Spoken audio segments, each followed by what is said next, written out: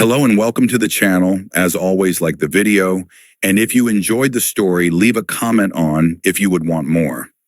This fan fiction was not created by me, but in the description there is a link to the fanfic so you can show your support to the creator and read along. Without any more delay, let's dive into the story. 9 years after the Kyubi attack.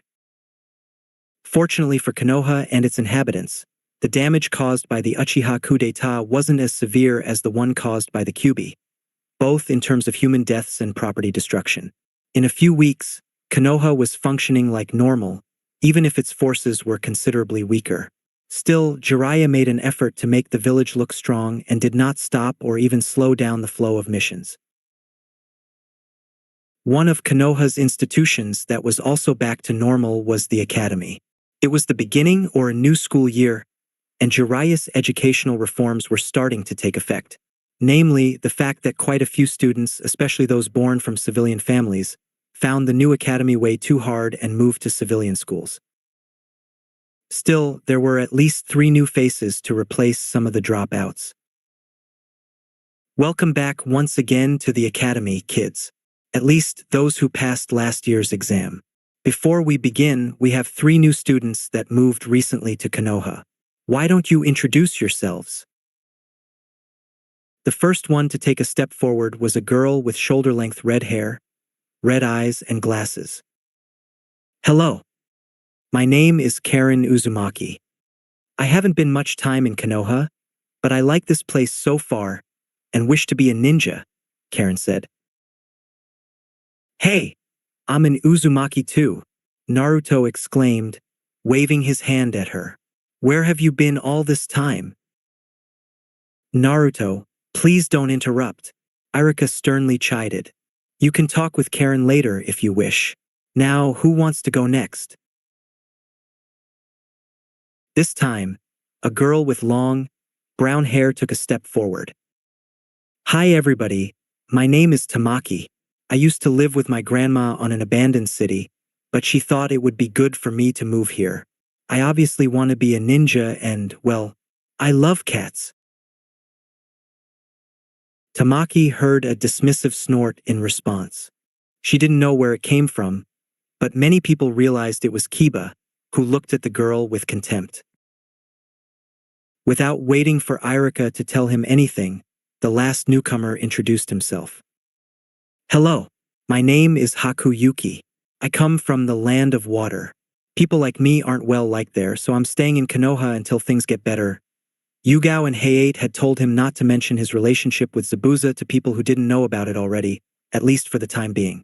You look like nice people, and I'm eager to meet all of you. Shino raised his hand. Yes, Shino? Irika asked. I wish to ask Haku-san something, if it's okay with that. Of course, I'm sure that Haku will be glad to answer any question you might have about him. Still, Irika looked at Haku for his approval. The kid silently nodded. Him? Repeated many voices in disbelief. My question does not pertain his gender, Shino clarified, before adjusting his shades. You said that people like you aren't welcome in the land of water. Does that mean that you have a bloodline limit? Yes. I possess the ice-release bloodline, Haku replied in a neutral tone, used to mask his inner worry. But you don't have to worry. Here in Konoha, nobody will hate you for having such abilities. Irika reassured the girl-looking boy. Now that you have introduced yourselves, go and take a seat. Tamaki sat on an empty seat besides a bored Shikamaru. Haku took an empty seat in the first row.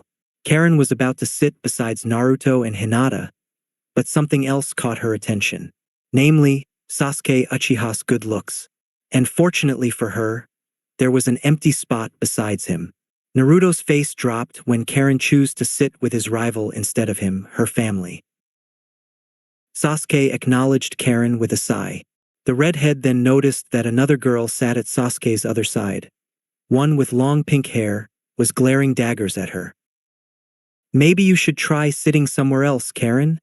a voice said from the upper tables. Karen turned around and saw a blonde girl looking at her. While I can see what spurned you to sit beside Sasuke, you must know that he comes from a clan of traitors and murderers.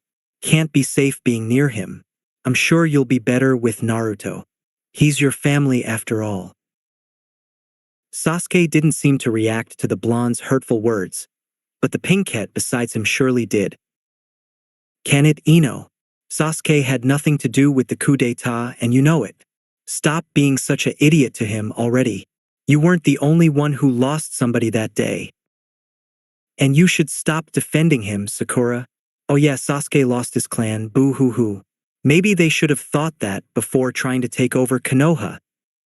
Enough, you two, Irika bellowed, silencing the feuding girls. I'm not going to tolerate that kind of talk. Okay? Yes, the Uchiha coup d'etat was a dark day in this village's history, but harboring resentment won't be of any help. Haku was starting to understand why he was told to keep his ties with Zabuza a secret. Tamaki, however, wasn't deterred by Ino's words. Her family had always been a staunch ally of the Uchiha clan, and he would show his support to Sasuke. His good looks didn't hurt either. Alright, now that we calmed down, let's start.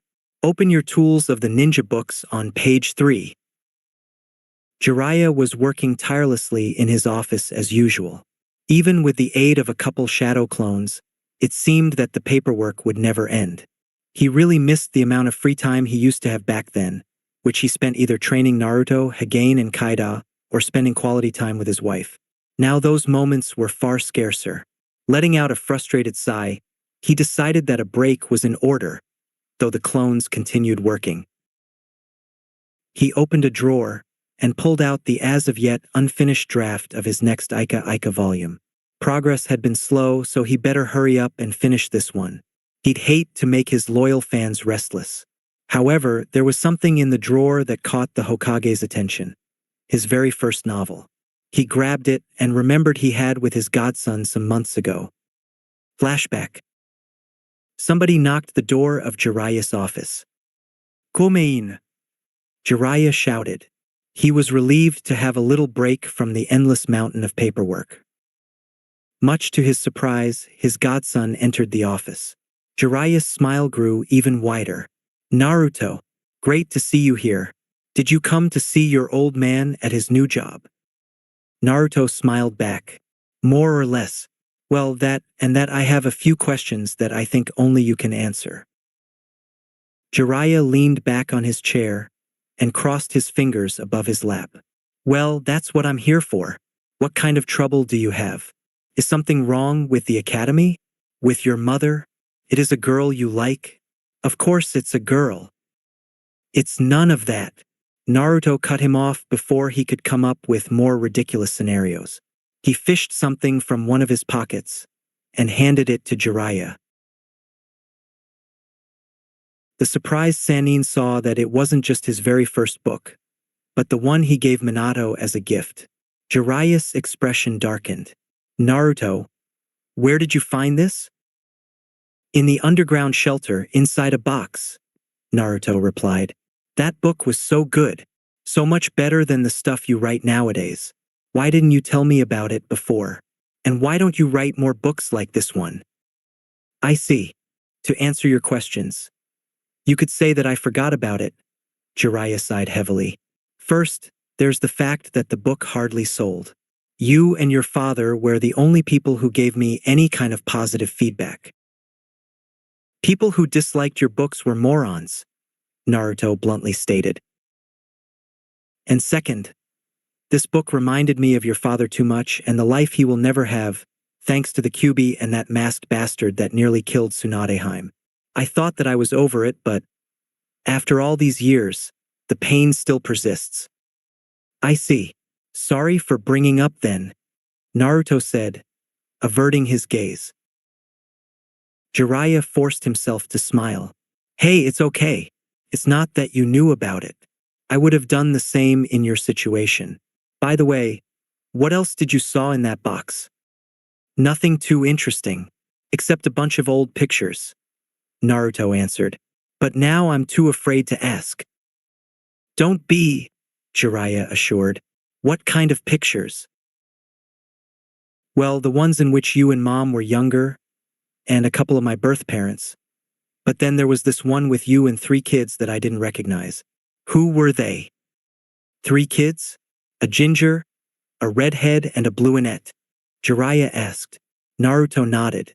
Those were a trio of orphans from Amigakure that I taught ninjutsu and survival skills for 2 years, back during the Second War. What happened with them? The last time I heard of them, they formed some sort of freedom fighting group and were about to face the leader of Amigakure. I never knew anything about them after that. The poor bastards are probably buried 2 meters underground now. I see. No wonder you wanted to forget about the contents of that box. Yeah, that box is kind of like a compilation of all my failures, isn't it? Jiraiya said, almost chuckling. That's me, the master that ends up surviving his students. But hey, if it's of any consolation, you know that such thing won't happen with me, Naruto boldly declared. Besides, you did plenty of good things too. I mean, you're Hokage. How many people can say that? Jiraiya couldn't help but smile at his godson's unwavering optimism. Yeah, Jiraiya's life didn't turn out so bad. Did it? He married the girl of his dreams, had other 2 kids besides Naruto, both of them who had rare bloodline limits, despite neither him nor Tsunade possessing any. And even if it was something that he didn't want, he was the leader of Konoha. You know what, Naruto? I think you have a point, the Sannin conceded. He then looked at the book. And I think that maybe this book deserves a second chance. End flashback. Jiraiya was snapped of his thoughts when somebody knocked the door. After telling the stranger to come in, the door opened to reveal the person he was expecting to meet, Itachi Uchiha. You summoned me, Hokage-sama? Itachi asked. Jiraiya nodded and motioned him to take a seat. First of all, I'm aware of how much you sacrificed for the village, and what I'm going to ask you may seem a bit too much, so don't be afraid of declining my proposal if you're not up to the task. With all due respect, Hokage-sama, but if that was the case, then I wouldn't become a ninja to begin with. Especially now that I'm a jonin, the Uchiha replied. Just tell me what you want, and it will be done. Your devotion to the village is admirable. Okay, here it goes. As you probably know, I used to be Sarutobi-sensei's main informant during his second tenure. During that time, I built a spy network across the elemental nations. However, due to my new responsibilities, I can't leave the village as often as I could in the past, so I need somebody whom I can trust to take care of this task. And you thought of me for it? Itachi guessed. The Hokage nodded. All right, consider it done. Are you sure? Keep in mind that this job sometimes involves leaving the village for long periods of time.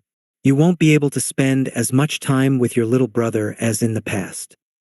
Thanks for your concern, but I can assure you that it won't be a problem. Sasuke doesn't seem to be very eager to talk or even spend time with me. Maybe I should give him some space, and this job might be good for me as well. I see that you made up your mind. If that's the case, meet me tomorrow at 5 o'clock sharp so I can teach you about your new occupation. You're dismissed. Later, at lunchtime, Naruto and Hinata were sitting on a bench, enjoying their food and each other's company, while they looked others' kids playing, talking, or eating their lunches as well. Naruto's eyes were particularly fixed on Karen, and much to his displeasure, the redhead refused to abandon Sasuke's side. Man, this sucks. I find a lost clan member, and she has to spend the time with that idiot, Naruto groaned. I'm sure that Karen-san will be more than glad to meet you, Naruto-kun. Just wait for the right moment to introduce yourself, Hinata suggested. Man, what does that idiot have that all the girls all flock around him? Naruto complained. You know, it almost seemed that a hire being sent Karen to Konoha to fill Ino's vacant spot now that she doesn't fawn over Sasuke anymore, Naruto angrily said. Hinata couldn't help but giggle at Naruto's comment. Well, Sasuke-san, some girls like his looks, as well as his strength, Hinata explained. Man, I'm so glad that at least you don't go after him like the other girls, Naruto said, smiling at Hinata. I'd hate to lose you two to him. Hinata blushed a bit. Why, you don't have to worry about that, Naruto-kun. You're my friend. I will always be at your side. Speaking of friends, maybe we should befriend the new guys? Naruto suggested. I mean, not only they're new, but they aren't even from Konoha, so I doubt they have any friends here already. I don't see why not. The three of them look like nice people. Cool. Well, Karanichan is out of the question since he's with that idiot, so how about Tamaki? Naruto suggested as he scanned the playground with his eyes, trying to track her. I like cats too. Maybe I could use that to approach her, Hinata asked both to herself and Naruto. Oh, there she is. Naruto finally located the cat Kunoichi, and much to his dismay, she walked towards Sasuke. Oh, come on. She too? Besides, Sasuke isn't even paying attention. And maybe we should approach the boy of the land of water? Hinata meekly suggested. He's sitting all alone in that bench. I swear if he was actually a girl, he would be trying to get Sasuke's attention too. Naruto muttered with a groan.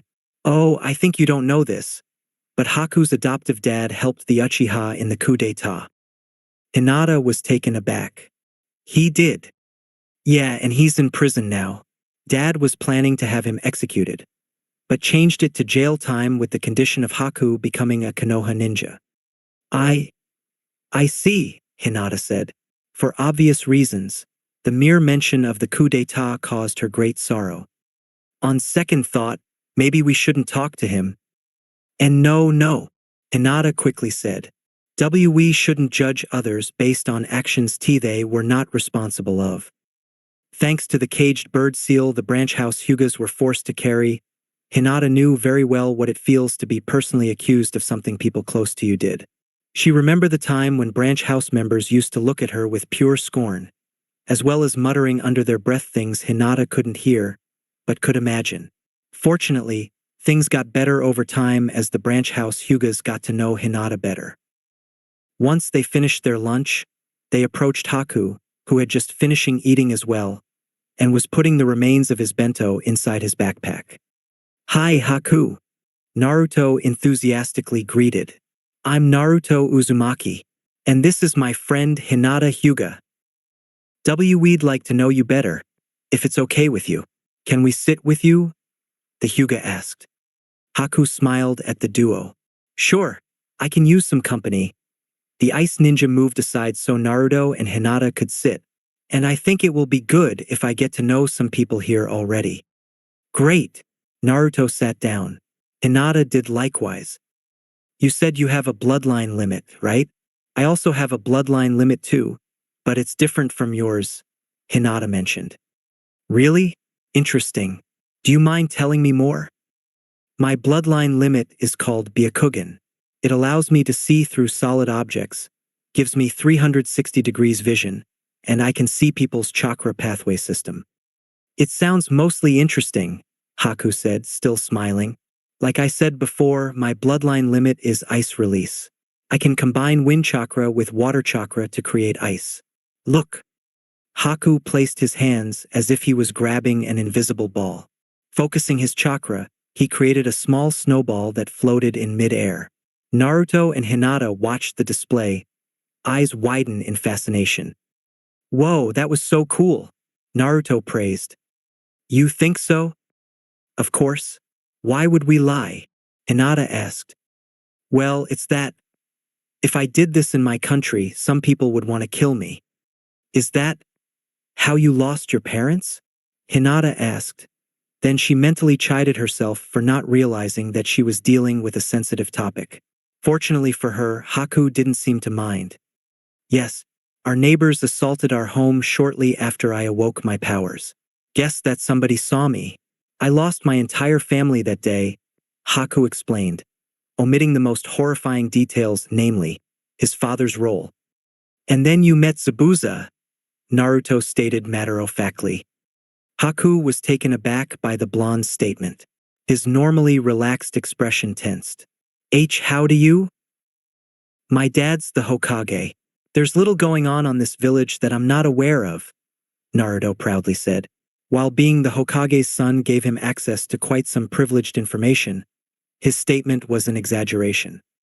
I see. In that case, I must ask you to not to tell anybody about Zabuza-sama. I'm afraid that it may make my stay here tad more unpleasant. Don't worry, your secret is safe with us. Right, Hinata? The blonde asked, and the brunette nodded in return. By the way, do you have a bloodline limit as well? Haku asked. What? Oh no, I don't have that. But I'm a Jinchuriki, you know?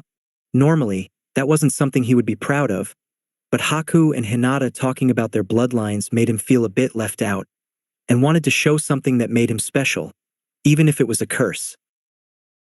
A Jinchuriki? Yeah, it's a dash.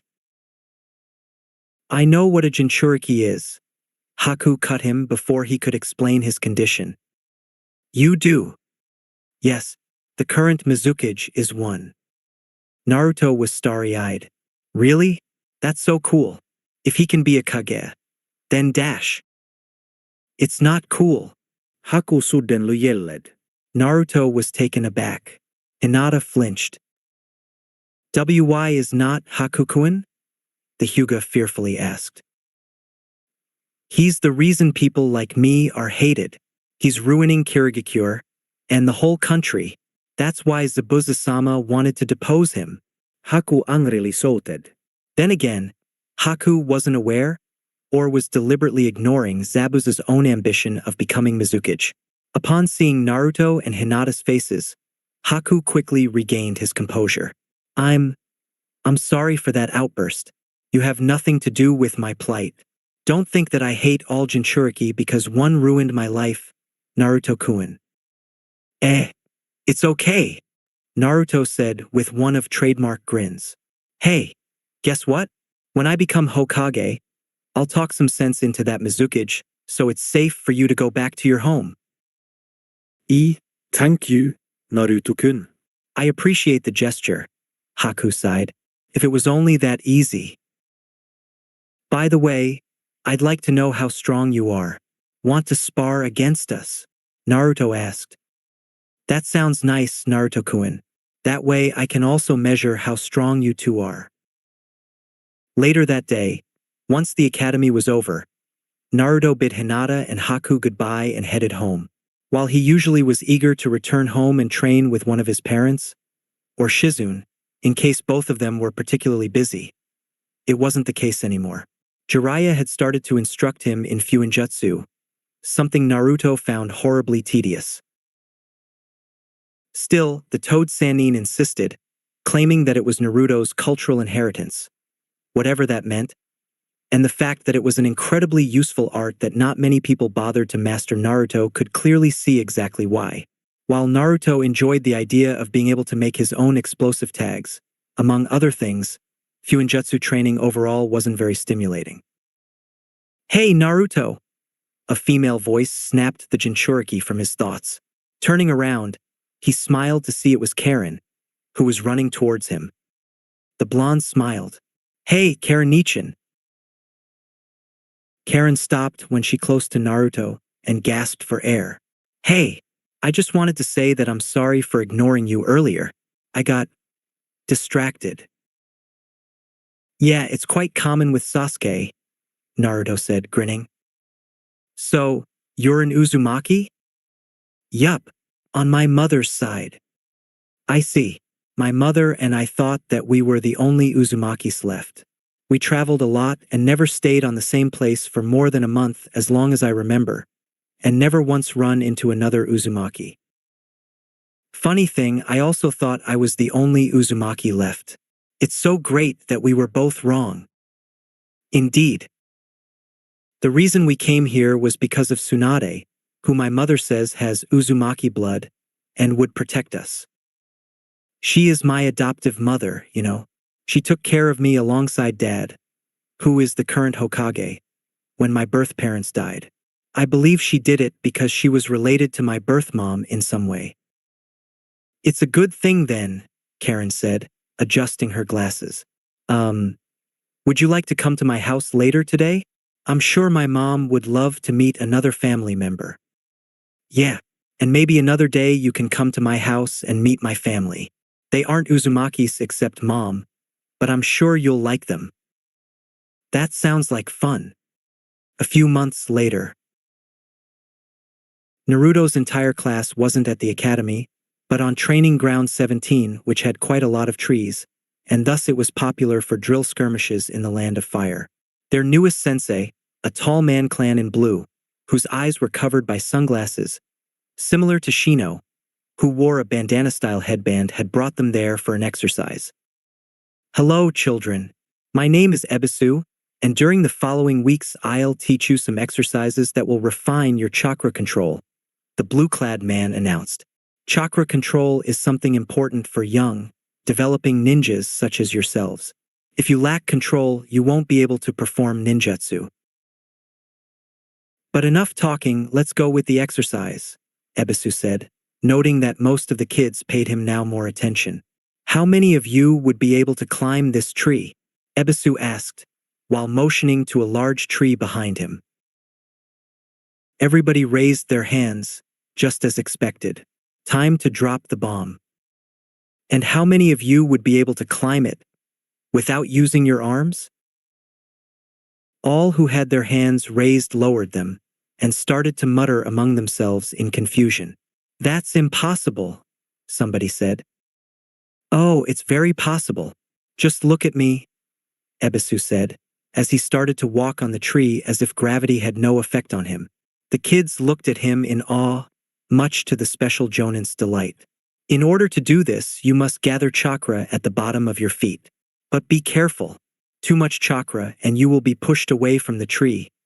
Too little you will fall off. Now, choose a tree to climb and begin. The kids split into several groups, since the trees were wide enough for several people to climb them at the same time. Naruto stayed with Hinata and Haku, while Sakura, Karen and Tamaki chose the same tree as Sasuke.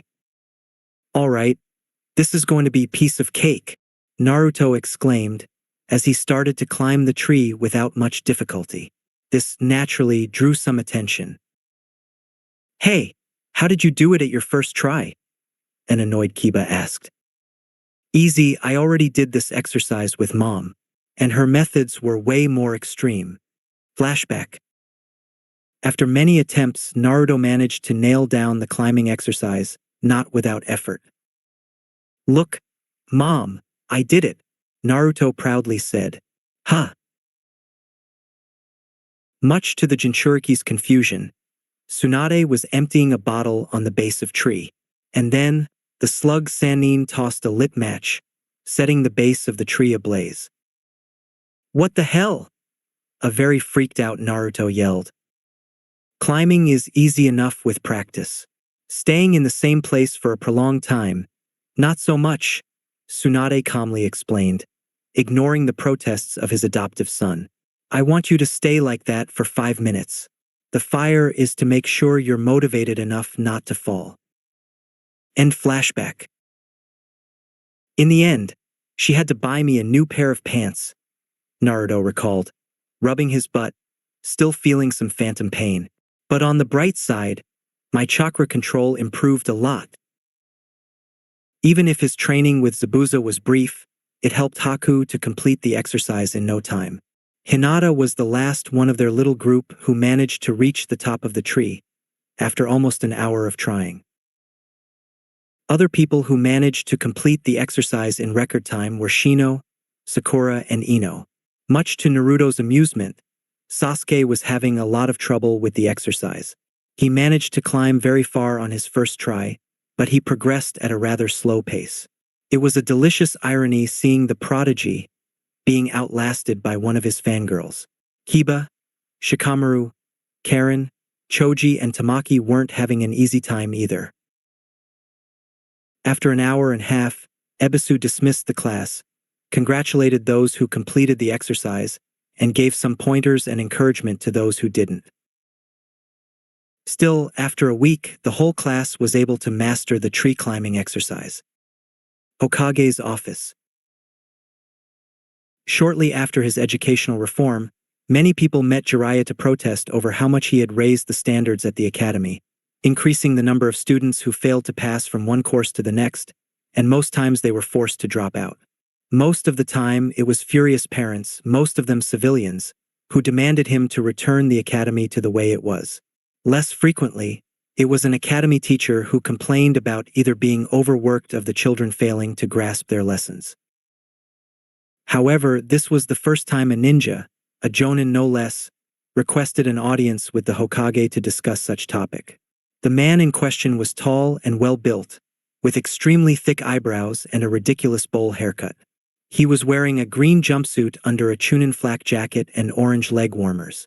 Despite his rather bizarre appearance, this man was one of Konoha's strongest jonins and Konoha's greatest taijutsu specialist. Mato Guy. I don't believe we ever talked to each other after I got the position. Jiraiya eyed the Green Clan jonin. While Guy was known for his exuberant and obnoxiously optimist behavior, now he looked the complete opposite. What do I owe the visit?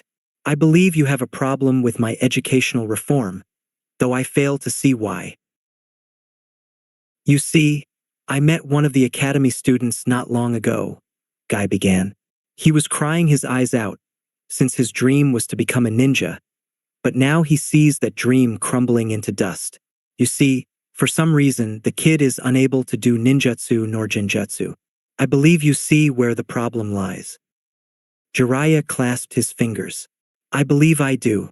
That kid's condition is mostly unfortunate, but maybe he isn't mean to become a ninja.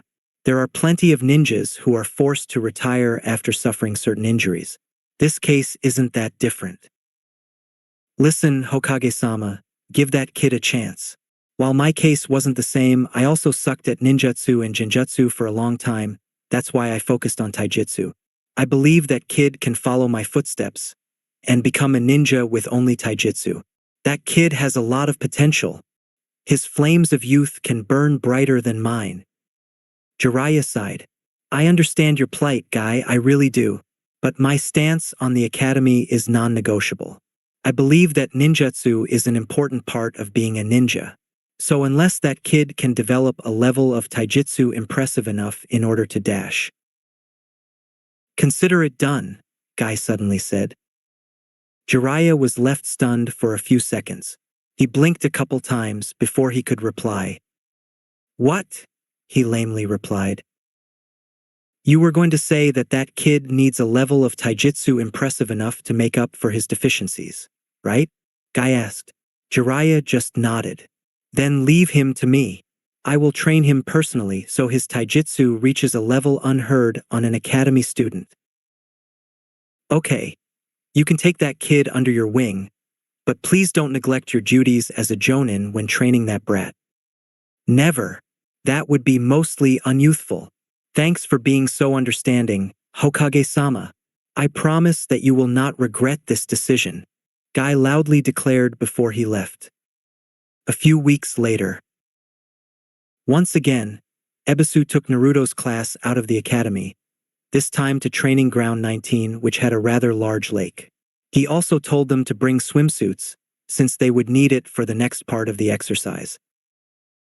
Okay, all of you already completed the tree climbing exercise, and I hope that you kept practicing on your own. Now, I believe it's time to take it to the next level, Ebisu said, and without further ado, he started to walk on water. Once again, the kids stared in awe. Now, this exercise is a bit harder than tree climbing, due to the fact that a tree is solid and water is liquid, which means that you'll need a constant stream of chakra from your feet to stay on the surface as opposed to a fixed amount of chakra, Ebisu explained as he returned to the grass. The goal of the exercise is to walk 10 meters into the water and get back to land. Come on, begin. Did you master this exercise already, Naruto-kun? Haku asked. Nope, I'm still trying. It's way harder than it sounds, Naruto moaned. Well, Ebisu-sensei made it sound as if it was rather hard to begin with, Hinata mentioned. It's still harder than it sounds. Fortunately, Mom can't set the water on fire. Naruto grinned, but his grin was soon replaced by a mask of contained terror. Yet, unlike the tree climbing exercise, nobody was able to master water walking on their first few tries. Those who managed to do the best usually sank after walking just a measly 2 or 3 meters, while those who were having the hardest time didn't manage to land a single step without sinking. Naruto and his classmates took another additional 2 weeks to master this exercise. But much to their surprise, the exercise didn't end there. Once they all could walk on water in an acceptable way, Ebisu revealed the next part of the training: taijutsu spars while on the water. A ninja has to be prepared to fight anywhere. There will be times in which a battle will take place on a lake, on a river, or even at high sea. Besides, this will improve your chakra control even further, the blue-clad special jonin enthusiastically explained as he adjusted his shades. So, who wants to go first? Naturally, Naruto and Sasuke were the first ones to volunteer. The two swimming trunks-clad ninja students placed in front of each other. Near them was Ebisu, who would oversee the fight. "Begin," the special jonin said, made a chopping motion with his hand. "Prepare to get your ass kicked." Naruto shot a taunting smile at Sasuke. The Uchiha merely grunted back. "Come on, Sasuke-kun." Sakura cheered from the lake's shore. "Kick his ass, Naruto," said Ino's voice, much to Naruto's bewilderment. Naruto immediately dashed at Sasuke and launched a punch to his face. The Uchiha dodged the fist, and taking advantage of Naruto being wide open, punched him in the gut. The hit messed up Naruto's chakra control, and the sank into the water. He managed to be back on his feet a few minutes later. As you can see, remaining on top of the surface while fighting entails some difficulty, but with enough practice it will become natural to you, Ebisu explained. Then he looked at Naruto. "Ready to continue?" "You can bet your glasses I am," Naruto replied, not taking his eyes from Sasuke. "If that's the case, let's continue." Naruto once again dashed at Sasuke, ready to punch him in the face. Sasuke was already moving to dodge the fist like he did the first time. But in the last second, rather than a punch, Naruto kicked Sasuke on the hips instead. This time, it was Sasuke who lost his balance and fell into the water. "Ah, how about that, idiot?" Naruto taunted at his fallen opponent. "Naruto, don't do that. This is a friendly spar between classmates. There's no necessity to be rude," Ebisu said in a chiding tone. Naruto frowned at him, but nodded nevertheless. The spars were usually short, sometimes in favor of Naruto, sometimes in Sasuke's favor. Though at one point Sasuke decided to get serious and activated his Sharingan. The following spars were all won by Sasuke. Seeing this, Ebisu decided to end the spar and asked if somebody wanted to fight Sasuke instead. Only one person raised his hand. "I believe I can defeat Sasuke-san," Haku stated as he walked towards the Uchiha. While Naruto returned to land with the others, Haku studied his rival before Ebisu gave them the signal to start. The Uchiha's Sharingan remained activated. "Begin!" Just like with Naruto, Haku dashed at Sasuke, ready to strike him. But just when he was about to punch him, Haku them leaped into mid-air, much to the Uchiha's surprise. Haku gracefully landed behind Sasuke and attacked his legs with a quick low kick. Sasuke lost his balance, but his chakra control didn't falter him this time and didn't sink into the water. Jumping back on his feet, Sasuke tossed a series of punches and kicks at Haku, who moved back while dodging them. "Those eyes," Haku mentioned. "What about them? Never saw a Sharingan before," Sasuke replied, mildly irritated. "I was talking about your eyes, not your bloodline limit," Haku explained. "Those eyes are the same eyes I used to have. The eyes of somebody who is angry at the world. Did something happen to you?" Of course, that question was mostly an act of politeness. Haku knew too well the fate of the Uchiha clan. "That's none of your business," Sasuke yelled as he hit Haku in the chest with a flying kick. Haku nearly lost his footing and sunk, but his chakra control remained strong. "You can tell me," Haku insisted as he and Sasuke traded more punches. You know my background. I lost loved ones and have been betrayed by people I thought they loved me. It's because of what your clan did. I said shut up, Sasuke shouted as he hit Haku in the jaw. This time, the ice ninja was unable to stay in the surface and sunk in the water. Okay, I believe that was enough. Sasuke, Haku, go back to land, Ebisu said. Does anybody want to spar in the water? Me, Sakura said, raising her hand. I have the best chakra control here, so this shouldn't be hard. I'm glad for your eagerness, Sakura. Does anybody wants to fight her? Ebisu asked, looked at the rest of the students. Me, said a soft voice. Hinata was raising his hand. All right, then come here. Stand in front of each other and begin. Both Kunoichi took a fighting stance. Hinata activated his Byakugan.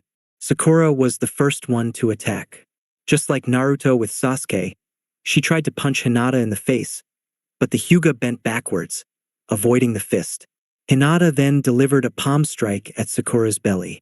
While her chakra control was really good, Hinata's gentle fist momentarily disrupted her chakra, making her to sink in the water.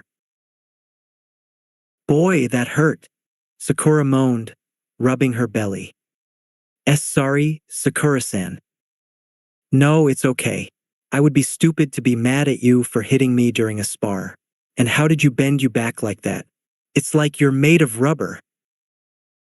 The gentle fist requires a lot of B-body elasticity, Hinata explained. Well, now I know what not to do. Come on, let's continue. Upon getting a taste of the gentle fist, Sakura decided to be more careful and plan her strikes better. She adopted a more defensive stance, spurring Hinata to go into the offensive. Both girls spend quite some time fighting, Sakura letting Hinata attack, dodging or parrying her blows, and waiting for an opening in order to counterattack. Unfortunately, Hinata managed to hit her first with the gentle fist again before that could happen. The spar continued for another 5 minutes, in which Hinata landed another gentle fist strike at Sakura, making the Pinkette to give up. Tamaki then volunteered to fight Hinata. As she returned to solid land, Sakura never felt so humiliated.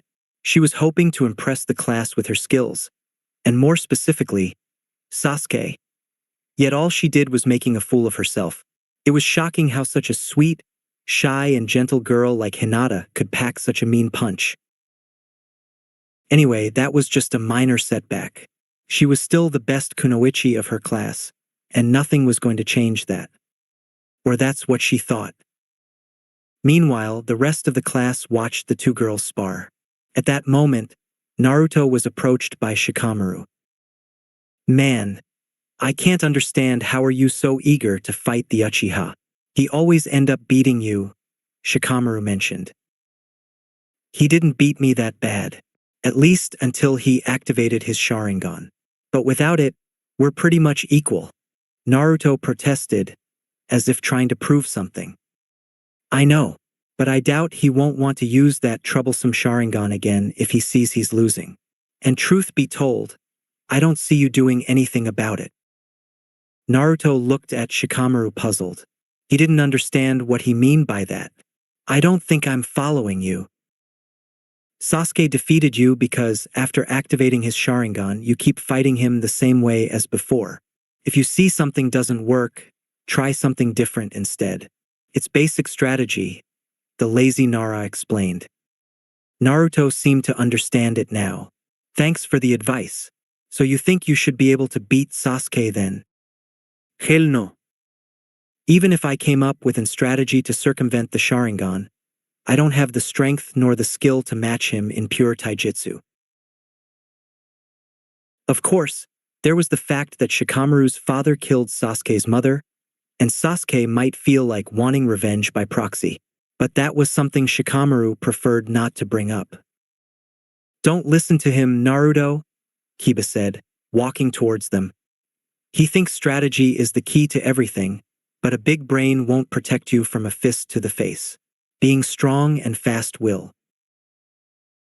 I would tell you why you're so wrong, but honestly, that would take too much effort for such little gain, Shikamaru lazily replied. Next time we spar, I will fight Sasuke instead of Naruto, and I will overwhelm him with my superior strength and speed. You'll see, Kiba boasted. If that was true, it would have happened already. Yet you can barely touch Sasuke, Shikamaru deadpanned. That's the past. My mom have been training me way harder now, and once I get my dog, Sasuke won't stand a chance. Shikamaru merely rolled his eyes at Kiba's boasting. Konoha Hospital. After a long stay at the hospital, Hiruzen Sarutobi was finally declared to be in good enough state to be released. Still, that didn't mean his recovery was complete. Far from it.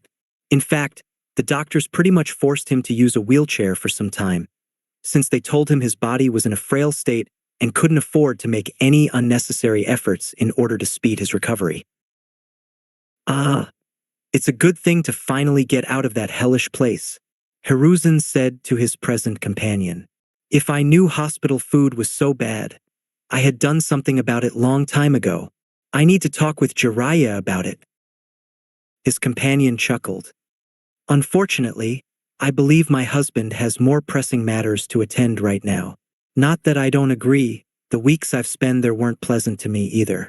I need to tell Shizen more often how much I appreciate her cooking, Tsunade mentioned, as he pushed Hiruzen's wheelchair. Were you upset that you couldn't apply to become Hokage? What? Hell no. People may think that being Hokage is glamorous, but I know that the Kages are merely glorified bureaucrats. If Naruto knew what he was getting into, I doubt he'll want to be Hokage, Tsunade replied in disgust. Come on, it's not so bad, Hiruzen protested. You know, I'm starting to think that you wanted one of us to replace you the moment Jiraiya and I returned to the village. I won't deny that the thought crossed my mind, but I know for a fact that you would have rejected my offer, plus Naruto needed you way more than the village, and you'll be overwhelmed. I thought that maybe once Naruto graduated and became a ninja, I could retire and leave the hat to one of you. Sadly, things never turned out as planned. I'm afraid of what will happen if Naruto becomes a ninja. He will eventually leave the village to do missions, and will only have his teammates and sensei to protect him. And what is your plan? Keep Naruto inside that underground bunker of yours forever? First, don't mock the bunker. It became quite handy to protect Naruto and the twins when that one-eyed maniac attacked. And second, even if I know I can't protect Naruto forever, I can't help but worry about him. Understandable. It was inevitable that, after all these years of being his legal guardian, you ended up growing fond of the kid. Mother. I didn't spend so much time changing diapers, cleaning vomits, and being unable to sleep at night to be considered his legal guardian. Thank you. That's a good thing indeed, Hiruzen said, smiling. So, you say that your attacker claims to be the man behind the Kyubi attack, right? Correct. That man had both the Sharingan and the wood release.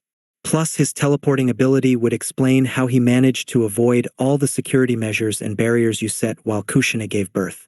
To think that that man could just teleport one day and whisk Naruto away. He won't do that, Hiruzen stated. How can you be so sure? Easy. Both times he tried to get the Kyubi, both times had to wait for the right moment. The first one was Kushina's birth, the second the Uchiha insurrection. He can't just teleport in the middle of Konoha in broad daylight.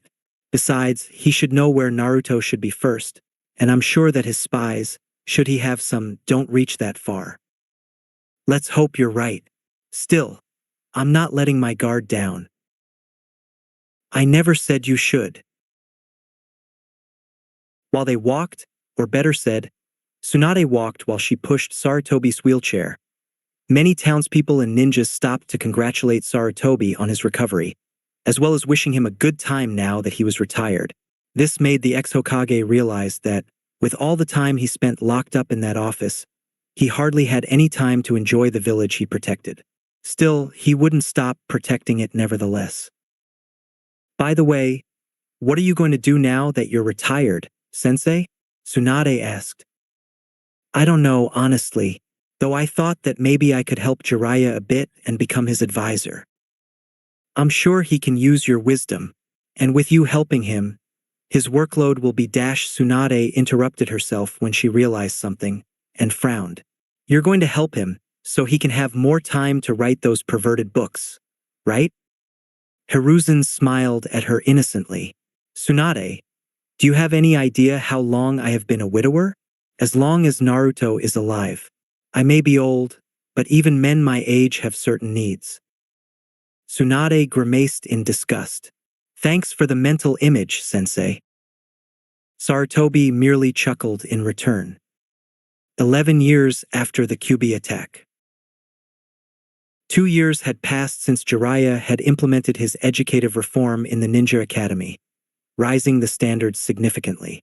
Many students weren't able to keep with the new standards for long, so they dropped out and moved to civilian schools. As a result, Naruto's class was reduced to merely 12 students: Naruto, Hinata, Sakura, Sasuke, Ino, Shikamaru, Choji, Kiba, Shino, Tamaki, Haku, and Karen. Of these 12, Sakura was the only one not being born to a ninja family. Technically speaking, Tamaki didn't have a human ninja family either, but she had the benefit of being trained by ninja cats. But this didn't deter her. After all, she was the best kunoichi of her class. That didn't last long. In fact, these 2 years were horrible for the Pinkette. As the classes moved less from theory, a field in which Sakura excelled thanks to her book smarts, to a more practical approach, Sakura's grades started to fall. While she was pretty good at chakra control and the few classes that still required to study books, on everything else she was a total mess. While she was moderately good at kunai and shuriken toss, she found that it was much harder to it with moving targets, and/or when she had to move. While she mastered the 3 E-rank jutsus with little difficulty, D ranks gave her a harder time, and obstacle courses were simply a nightmare. But the worst part was taijutsu spars. Just like Naruto marked Sasuke as his rival, Sakura did the same with Hinata. But while Naruto was slowly closing the gap with the Uchiha, each time the Pinkette and the Bluenet clashed, Hinata took each time less effort to defeat Sakura. After admitting that Hinata was too strong for her to beat, Sakura lowered her standards and aimed to defeat her former friend turned rival, Ino. But the results were the same. Even if Ino wasn't as skilled or strong as Hinata, Ino still ended up kicking her ass. It didn't help that unlike Hinata, who actually showed some restraint, Ino took sadistic glee in beating Sakura.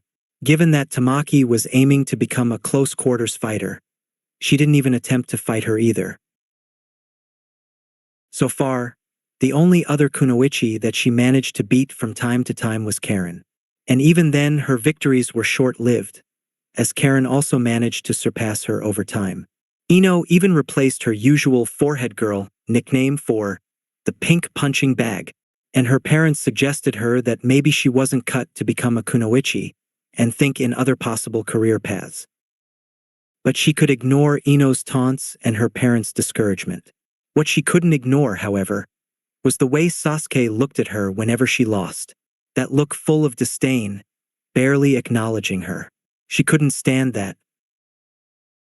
Sakura always excelled without even trying, so the idea of training outside the academy was foreign to her.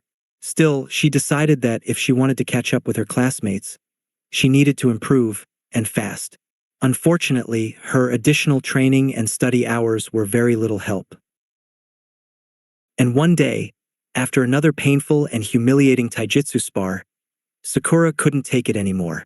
She ran away from the academy, crying, not even caring that the bell didn't ring or the fact that she forgot her backpack. She ran, not caring where she was going or all the people she bumped into. Her legs carried her to a park, which was devoid of children given the time of the day. Out of breath, Sakura merely dropped herself at the base of a tree and started to cry her eyes out. Maybe they're right, and I'm not mean to be this Sakura thought. Hinata has the Byakugan and her clan's taijutsu style. Ino Pig has her clan's jutsus. Tamaki has her cats.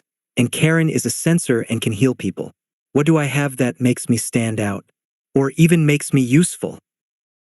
Are you okay? A voice asked behind her. Sakura turned around, wiping the tears from her eyes.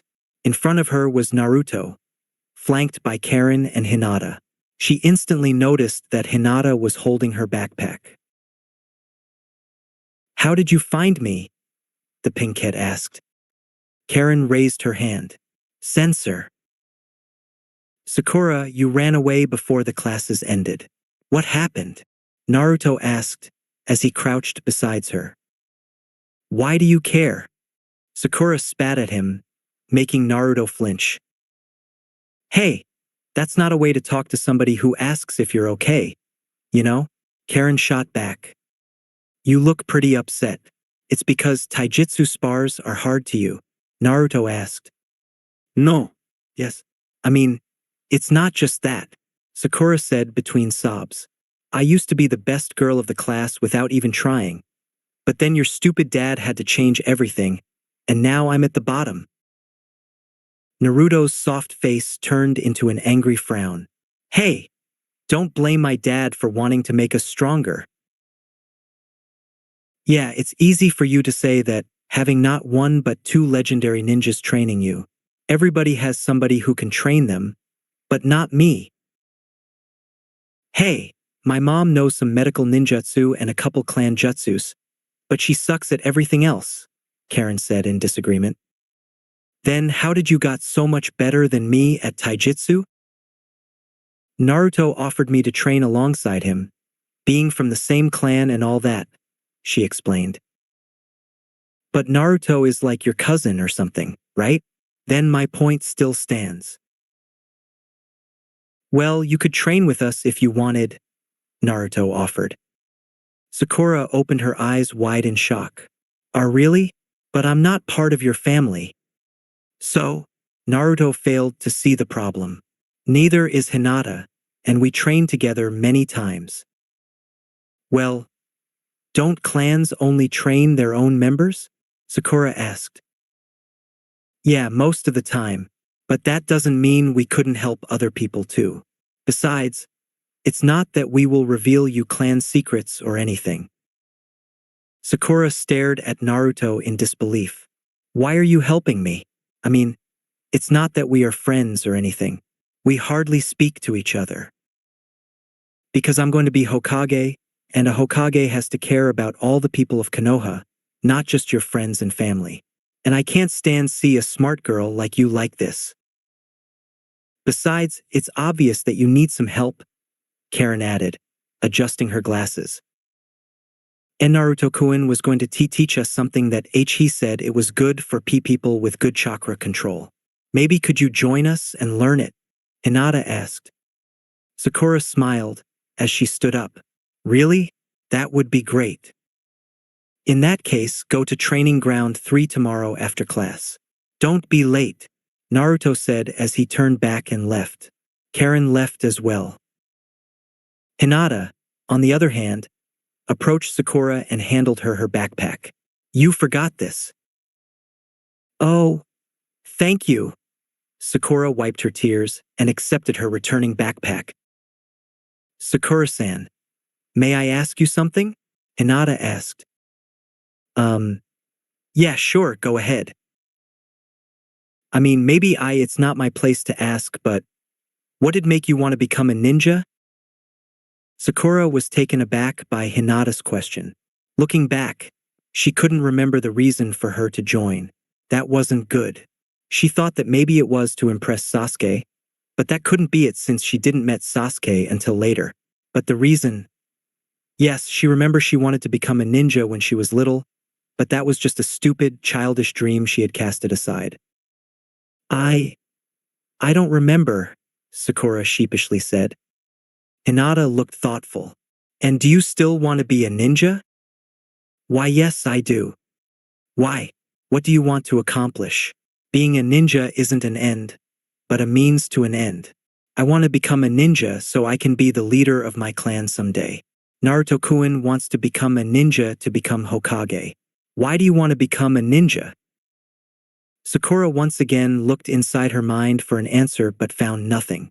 Well, she did found something. Sasuke Uchiha. A boy. I want to become a ninja so I can impress a boy who's already stronger than I'll ever be, Sakura thought, but she clearly wasn't going to tell her that. It is because Sasuke-san? Hinata guessed. Sakura suddenly turned red and jumped back from Hinata. Why do you think that? And what if it's true? It is wrong to like a boy? Everybody knows that you'll love to be more than friends with Naruto. Hinata turned red as well and yelped. Was she that obvious? But then again Naruto didn't notice how she felt either. That's besides the point. Hinata stuttered, making an effort not to avert Sakura's accusatory glance. Why yes, I like Naruto-kun, but unlike you, I don't neglect my ninja training for the sake of a misguided attempt at impressing him. Sakura gasped at Hinata's accusation, but rather than anger, she felt sadness, for she knew that Hinata was telling the truth.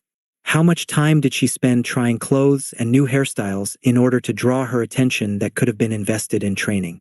Tears started to form in her eyes. Seeing this, the Hyuga realized that she went too far. Sorry, Sakura-san. I didn't mean to be so hurtful. No, you're right, Sakura replied, fighting back the tears. I'm a mess of a ninja. All I did was fawn over Sasuke-kun like a fangirl while the rest of you actually improved and got stronger. Well, it's not too late to improve. I mean, why you're really smart and have the best chakra control of all of us. I think you'll make a wonderful kunoichi, Sakura-san. This managed to make Sakura smile again. You think so? Hinata nodded. You only need to find something to apply your strengths. In that case, I'll work hard to show everybody that I can become a ninja, even if I don't have a clan, Sakura stated, clenching her fist with determination. Then, she looked at Hinata in the eyes. Thanks for cheering me up, Hinata. You're a real sweetie. No wonder Naruto likes to hang out with you? Hinata smiled in return. Sakura continued eyeing her. And with a little wardrobe upgrade, you could be his girlfriend in no time.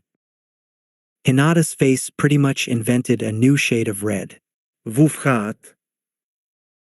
Oh, come on. Drop the cute innocent girl act.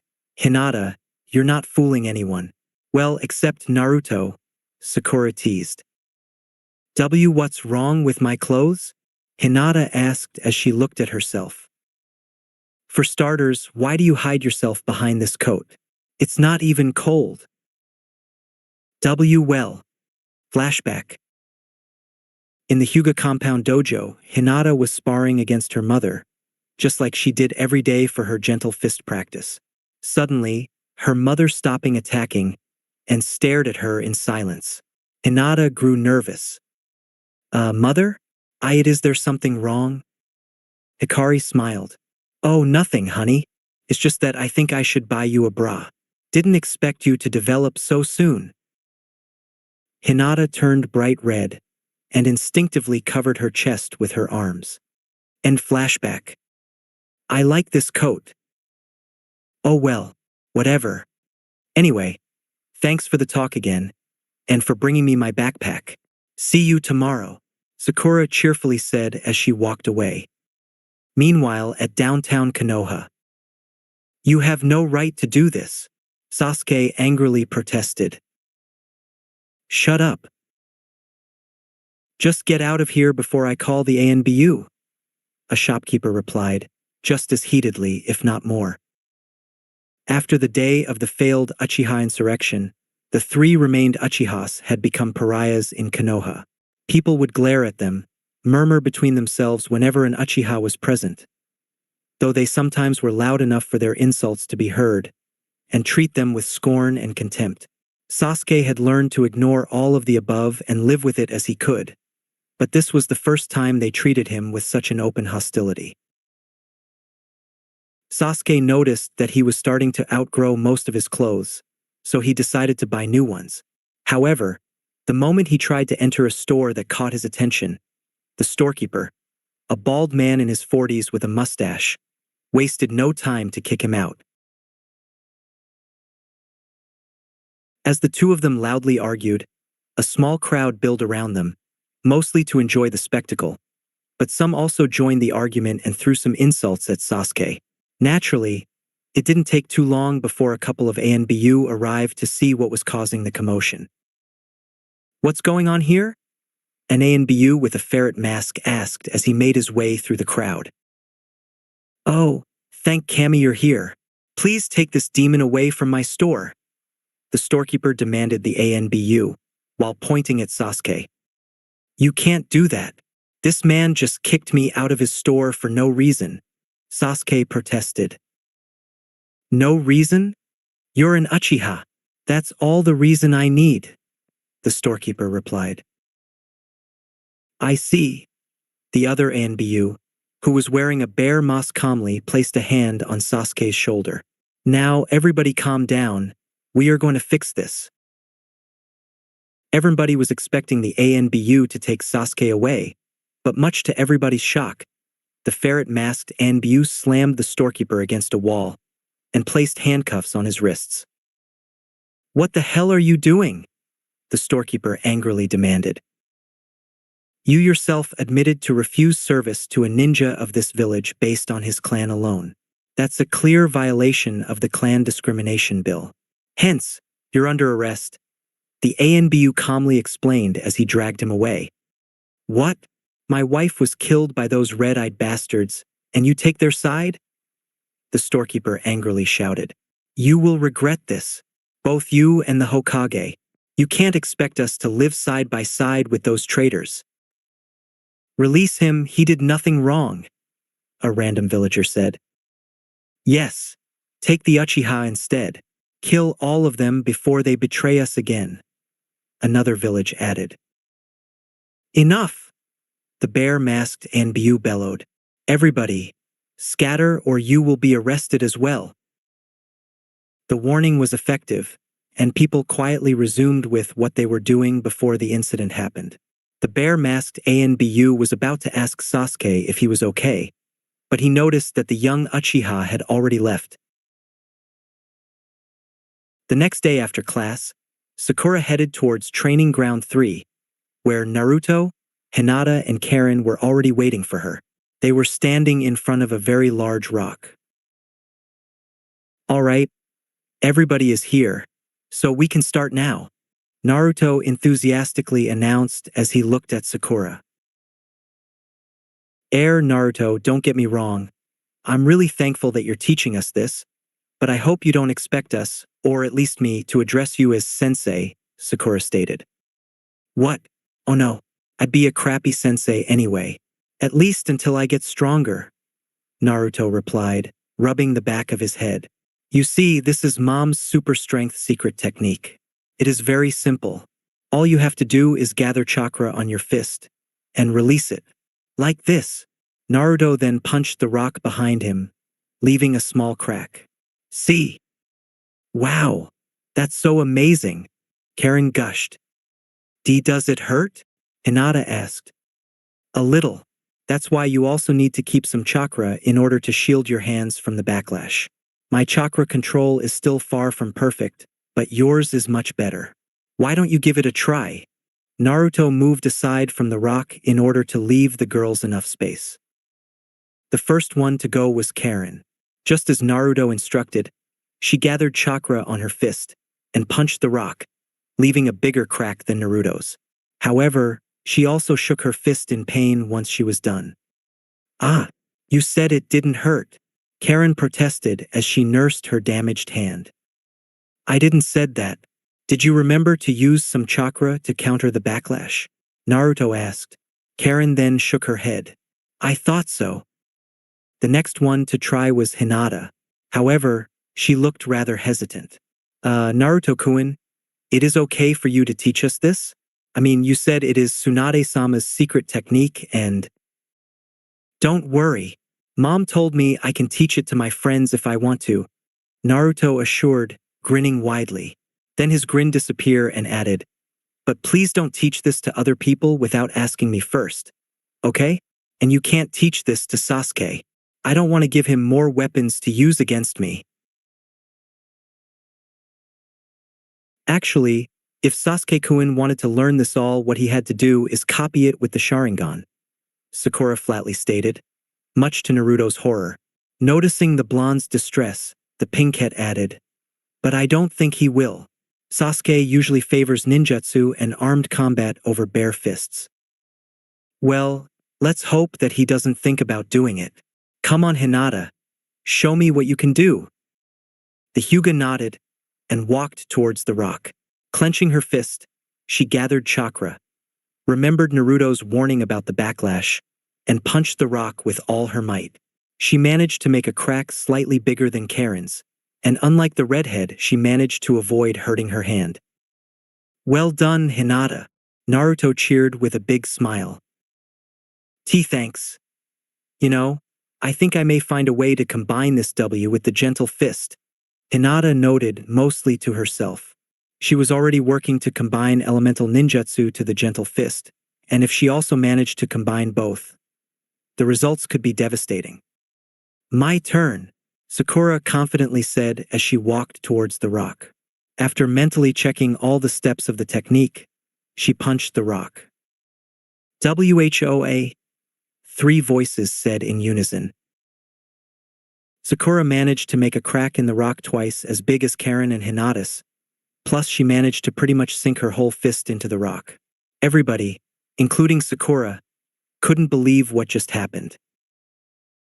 Holy shit! That was amazing, Naruto shrieked, utterly perplexed. Dumbfounded, Sakura slowly removed her fist from the hole she just created. She stared at her unharmed hand for a whole minute, while her brain tried to process what just happened. Once her actions started to sink in, Sakura's mouth curved into a huge smile. Wow, look at this, Sakura beamed, pointing at the hole in the rock. Oh boy, I can't wait to show this to everybody else back in the academy. Oh, I can't wait to have a rematch against Ino. Let's see how does she like the new pink punching bag, Sakura said, followed by a rather disturbing laugh. Naruto? Do you think she's going mad with power? Karen asked, visibly worried. Well, I believe it's the rush of having a new technique. It should wear off soon, the blonde replied, as he continued watching Sakura making holes in the rock. And if she doesn't? Hinata asked fearfully. Yes, I'm Sakura the Unstoppable, Sakura the Invincible. Tremble, everybody, and despair. Your doom has come to this world. Mwahahaha. After reducing the rock to rubble, Sakura then decided to take down a few trees. Dad said that the land of the crescent moon is a really nice place to live, Naruto replied, just as scared. Fortunately, just like Naruto said, Sakura didn't went mad with power and calmed down the moment she exhausted her chakra after taking down a dozen trees. After saying their goodbyes and agreeing on a date for their next training session together, the 4 children headed for their respective houses. On his way home, there was something that caught Naruto's attention. Sitting alone on a small pier on the Naka River was no other than Sasuke Uchiha, his hands crossed under his chin, looking absent-mindedly at the orange and yellow reflection of the descending sun in the water. Sasuke was never the more social person to begin with, but since the Uchiha coup d'etat 3 years ago, Sasuke had become even more quiet and asocial. Talking to him had the same effect as talking to a wall, and he usually lashed out at those who insisted on making him talk.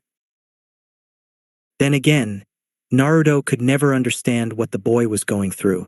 Not only he had lost almost his entire family in a single night, but on top of that, the standing of his once proud clan was lower than dirt. Itachi got a pass since there were multiple witnesses to his acts and how he was instrumental in stopping the insurrection and saving the 3rd Hokage. But Sasuke and Shursui were pretty much the new village pariahs. And while Shursui managed to ignore the cold stares, murmurs, and the passive hostility, Sasuke was too young and didn't have the emotional maturity to deal with that. And, as such, he decided to close himself from the world. "Hey Sasuke!" Naruto shouted. Sasuke didn't even turn back to look at him. "Go away, idiot. I don't want to spar with you now." "What? Oh, come on.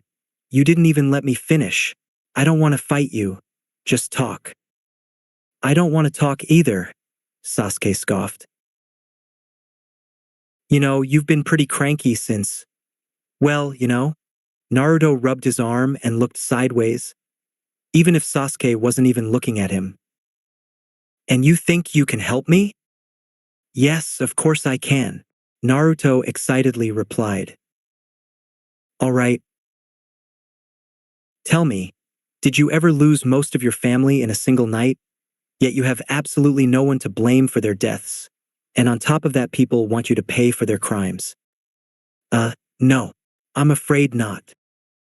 "Then we have nothing to talk about. Now leave me alone." "But I know what it feels being blamed for stuff that it's not your fault." This made Sasuke to finally turn around. "Really? How?" Did you forget that I have the Kyubi sealed inside me?" Naruto asked as he pointed at his stomach. "There are a lot of people who fear me, because they believe that I will let the Kyubi out one day and destroy Konoha.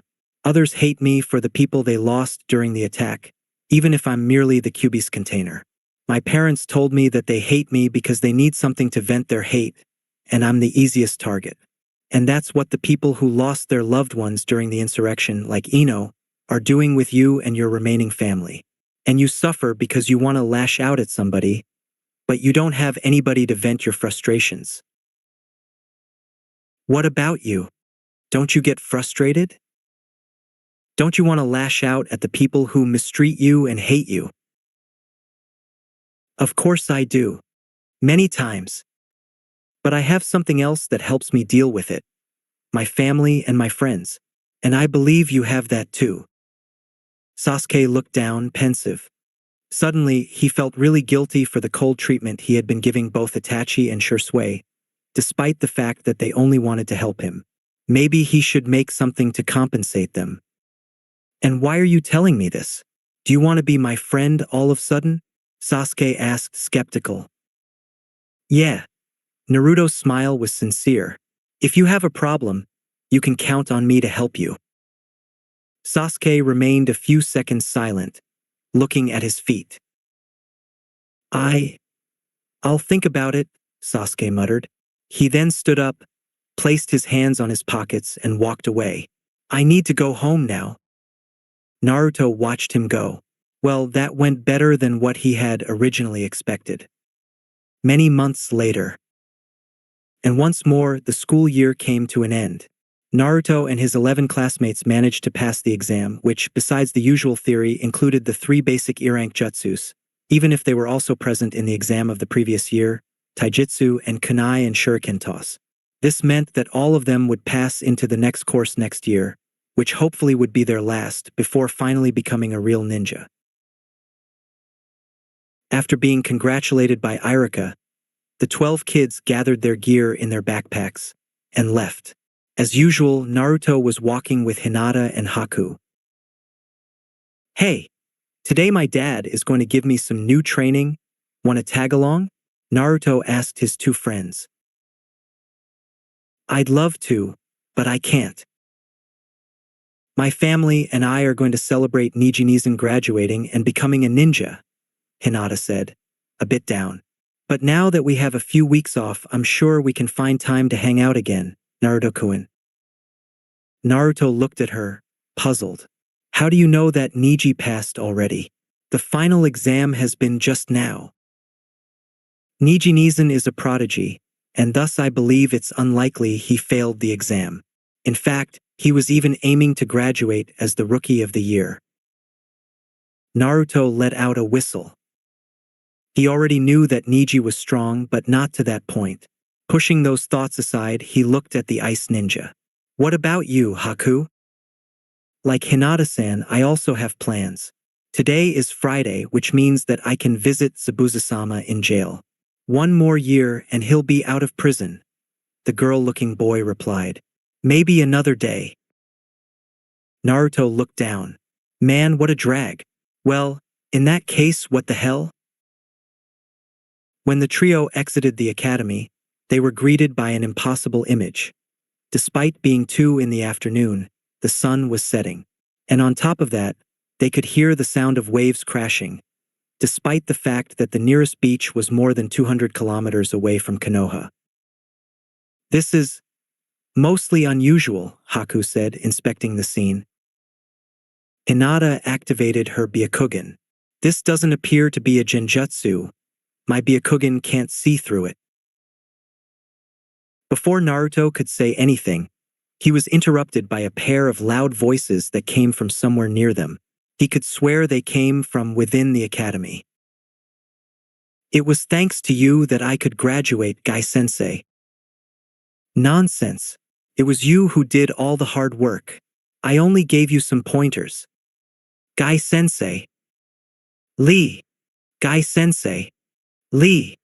Gai-sensei. Lee. Okay. I think I'm getting out of here before things get even weirder, Naruto said as he trailed off. Haku and Hinata did likewise.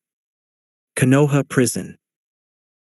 Haku was sitting on a table, flanked by his legal guardians, Yugao and Hei-8, who were close behind him. At the other side of the table was Zabuza, wearing the prison uniform with shackles in both his wrists and his ankles. Good afternoon, Zabuza-sama. How have you been since I last came to visit you?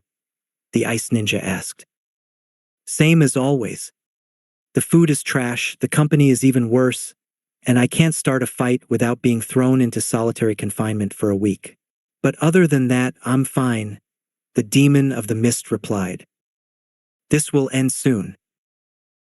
Next year I will be a ninja, and the Hokage will have to release you under probation. That's if he keeps his word. Of course he will. Yugao slammed her fist on the table. How you dare to doubt the word of the Hokage? Trust me, girl, being a Kage isn't something that makes him deserving of my trust or anybody's trust for that matter. I learned that the hard way. Hei-8 cleared his throat after coughing a few times. I don't know how things are in Kirigakure, but in Konoha we tend to keep our promises and deals. Well, it's just that I know how much you guys like bloodline limits, and Haku's is especially powerful. I really find hard to believe that he will let us go that easily once I finish my probation. Like Hei-8 said, things here are different. Do as you're told, and there won't be any troubles, Yugao said. We'll see. Zabuza then redirected his attention to Haku. What about you? Are they treating you good? Haku's mouth curved into a smile.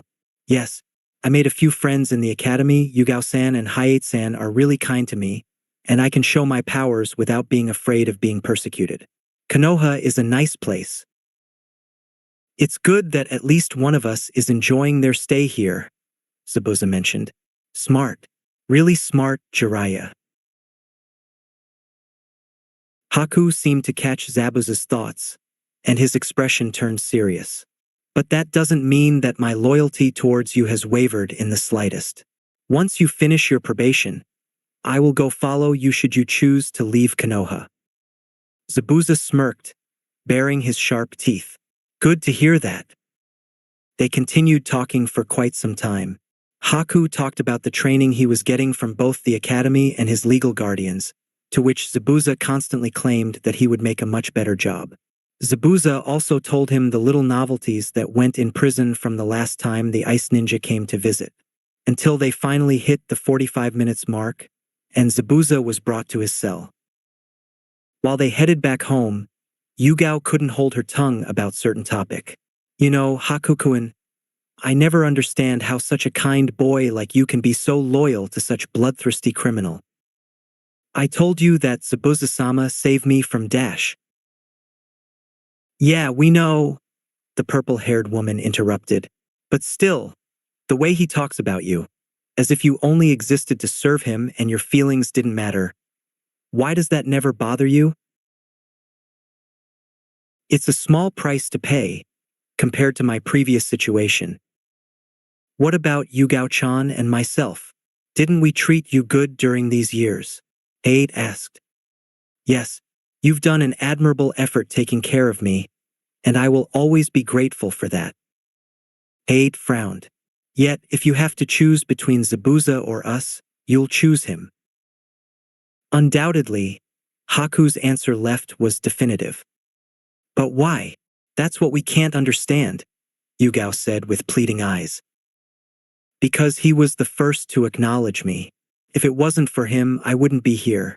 That's why I have a debt with him that I will never be able to pay. Do you love him? Yes. He is the most important person to me. I see then. And do you think he loves you back? Haku averted his gaze. That's irrelevant. You didn't answer my question. Yugao wasn't going to let the issue go so easily. Haku stuttered something unintelligible before he gave his answer. I don't know. I think he does.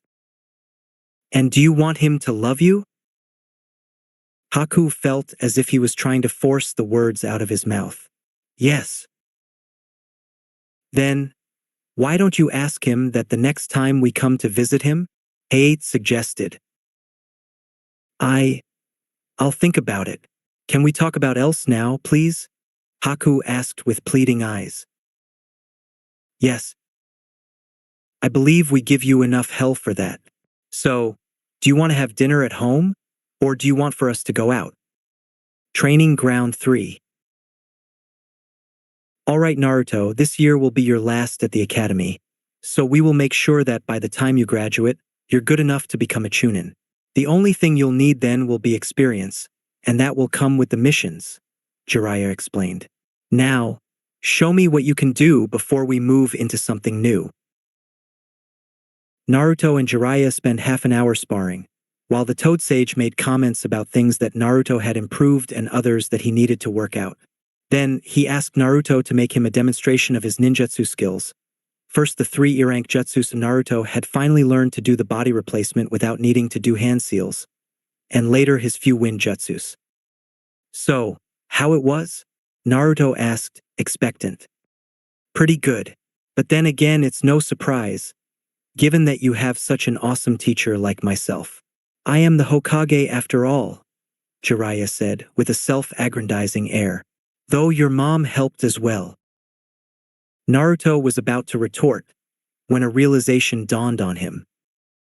Hey, I just realized something, Naruto said, narrowing his eyes at Jiraiya. Shouldn't you be at the Hokage's tower? How can you have so much spare time to train me? Oh, you noticed? Jiraiya asked with a foxy grin. You took your sweet time. And before you start throwing accusations, the answer is that I'm not the real Jiraiya, but a clone. The real me is back at the tower, working.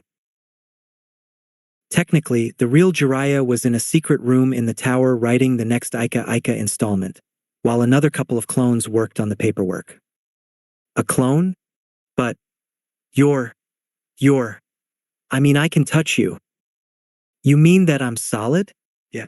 Because I'm not a normal clone, but a shadow clone. Not only I'm solid, but I possess all the knowledge and jutsus from the real Jiraiya. And all the knowledge I gain will be sent to Jiraiya once I'm dispelled. Whoa, that jutsu is so cool. And how durable are you? It depends, but shadow clones are usually rather fragile, and a strong hit is enough to dispel them. Still, Jiraiya's clones are rather sturdy, and nothing less than a stab will dispel them. I see. And do the pain of the clones feel go back to the original too? No. Just the knowledge. Okay.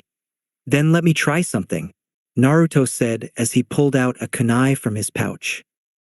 Hey kid, what are you dash? But the Jiraiya clone didn't time to react before Naruto sank a kunai on his chest, exploding in a cloud of smoke. 10 minutes later, Jiraiya, or better said, another clone reappeared. Seriously, brat, don't do that again, Jiraiya shouted in a scolding manner. We're wasting a lot of time. Not to mention that seeing you trying to kill me was disturbing as hell. Can you teach me that jutsu? Naruto asked, starry-eyed. This is a forbidden jutsu that is only taught to jonin, Jiraiya replied. Naruto's stars vanished from his eyes. But then again, it's due its heavy chakra cost. And since you have way more chakra than the average genin, I don't see why you shouldn't. The stars returned once again to Naruto's eyes. The Toad Sage explained the process, which was surprisingly simple for being a forbidden jutsu. Once Naruto heard the explanation, he formed a cross with his index and middle fingers from both hands and made his first attempt. Shadow Clone Jutsu. 15 Naruto clones appeared from just as many small cloud explosions. Jiraiya looked at the display, speechless. Holy shit, brat. I knew you have a lot of chakra, but this is way too much, Jiraiya shouted in shock, unconsciously stumbling back. Hell, I have pretty big chakra reserves and I can't make more than 6 clones. Naruto grinned. I can do more if you want. No, it's okay. Boy, if I knew this, I could have taught you this jutsu way earlier. This is going to accelerate your training big time. Naruto tilted his head. Come again. Brat, did you forget already what I said about the original retaining the knowledge of the clones? Wait, so that means I could have 5 clones learning 5 different jutsus at the same time, and thus I'd learn 5 jutsus in the time it takes to learn just one? Jiraiya smiled. You got it right. Naruto looked as if his birthday had just arrived. Oh boy, this is awesome. Now I'm going to be the most awesome ninja who ever lived in no time. Come on, teach me something else. I like your enthusiasm, kid. Your dad was just as eager to learn as you are. And thus, I believe it's about time you learn a jutsu that it's pretty much a family tradition. How do you like the idea of summoning an animal companion to help you in battle? Many months later. And once again, a new school year began. One of the perks of Jiraiya's reform was the introduction of optional subjects, which would help the future genin to choose their specialization as soon as possible. That means that, for a couple hours, the students wouldn't be together in the same classroom or training ground. Medical Ninjutsu Course, Konoha Hospital. Welcome everybody to my class. I'm sure everybody knows me, but I'll introduce myself nevertheless. My name is Tsunade Senju, and as you guessed, I will teach you medical ninjutsu, the slug Sannin announced, staring at her 5 students. Now, why don't you introduce yourselves and tell me why are you interested in learning medical ninjutsu? I think I will go first, Sakura said. She cleared her throat. My name is Sakura Haruno. I know that medical ninjutsu requires a fine chakra control and intelligence, traits I'm sure I possess. As for my motivation, I believe it's a good way to help my teammates in battle and make myself useful. Nice introduction, kid.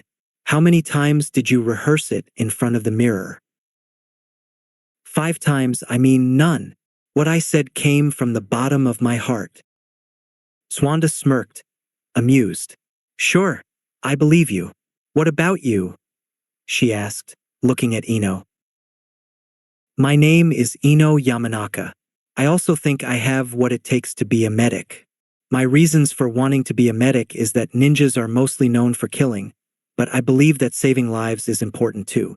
And unlike Forehead Girl, I didn't rehearse this. Sakura shot his former friend a murderous glare. A noble thought, indeed. Who wants to go next? How about me? Karen suggested, raising his hand. My name is Karen Uzumaki.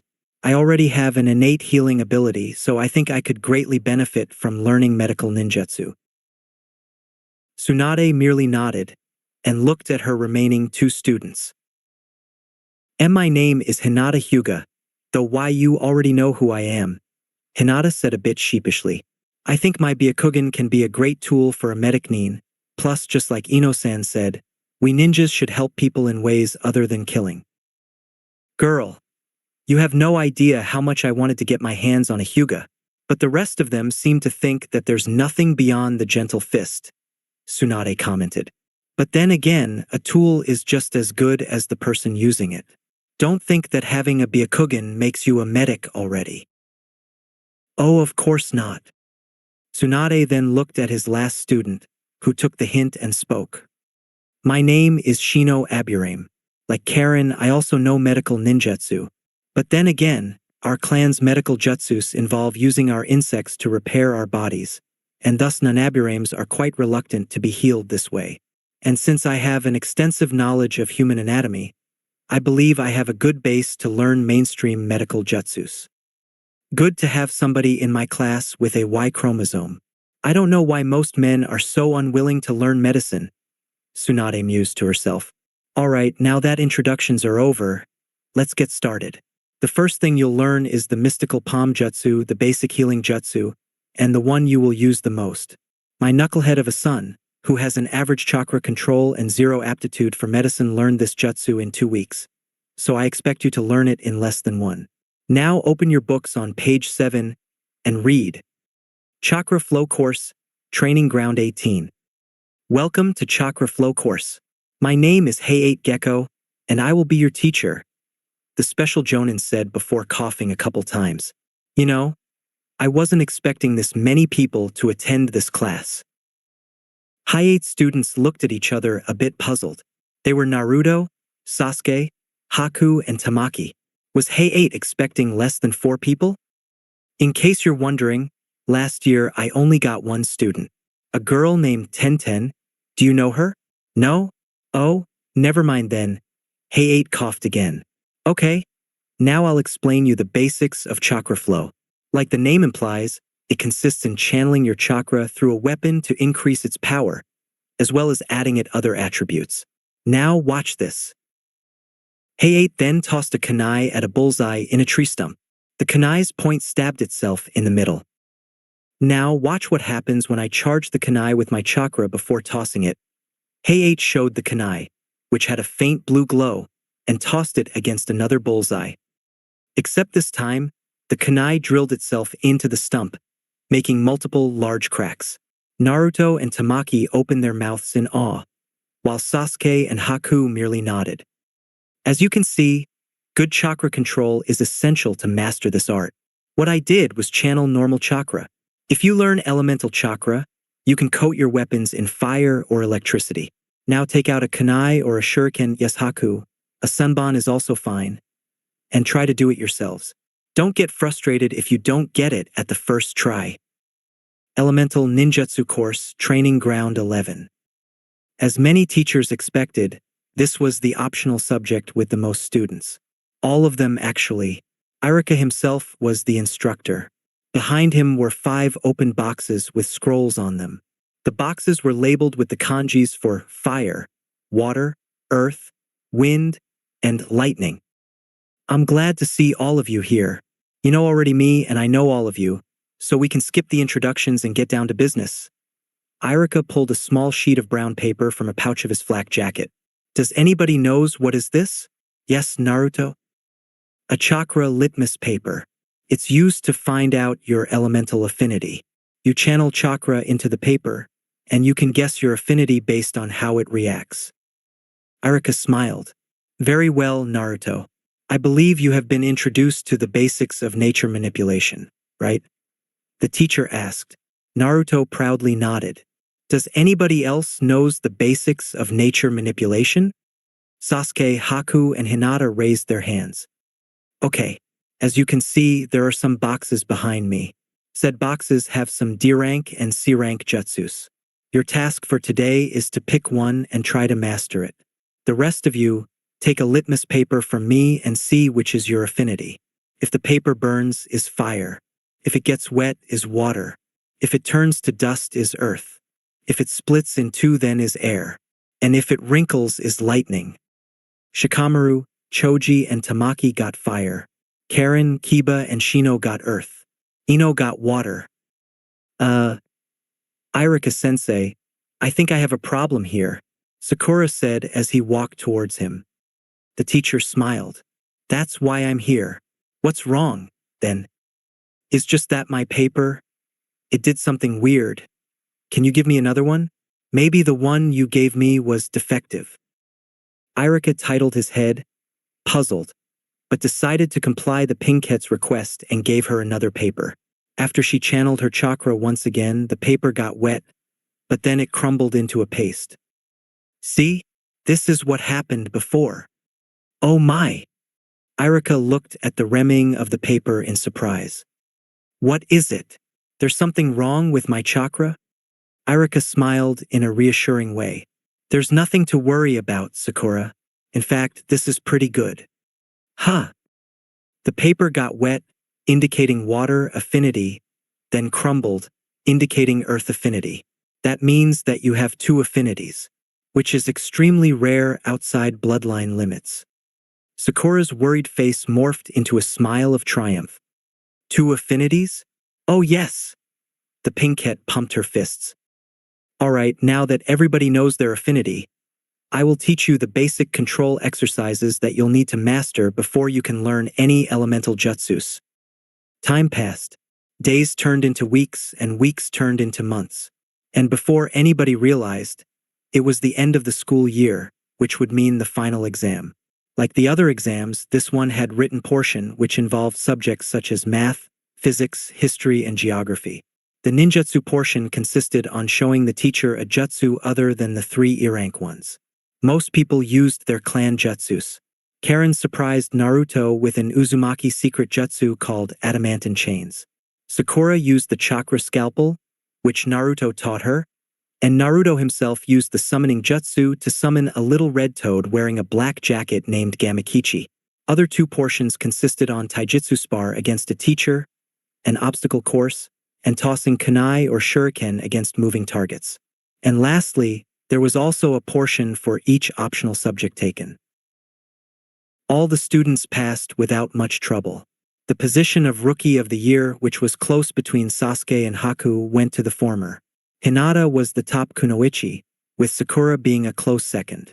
Irika congratulated each of his students at the same time he gave them their desired forehead protectors, signifying the fact that they were now real ninjas. He also told them to come back tomorrow to know their teammates and their Jonin senseis. At the academy's entrances, the 12 new ninjas were being congratulated by their clans and families. Naruto was a bit dejected that Jiraiya and Tsunade couldn't come, since they were busy at the moment, but at the very least, Shizune and the twins were for him. Congratulations, Naruto-kun.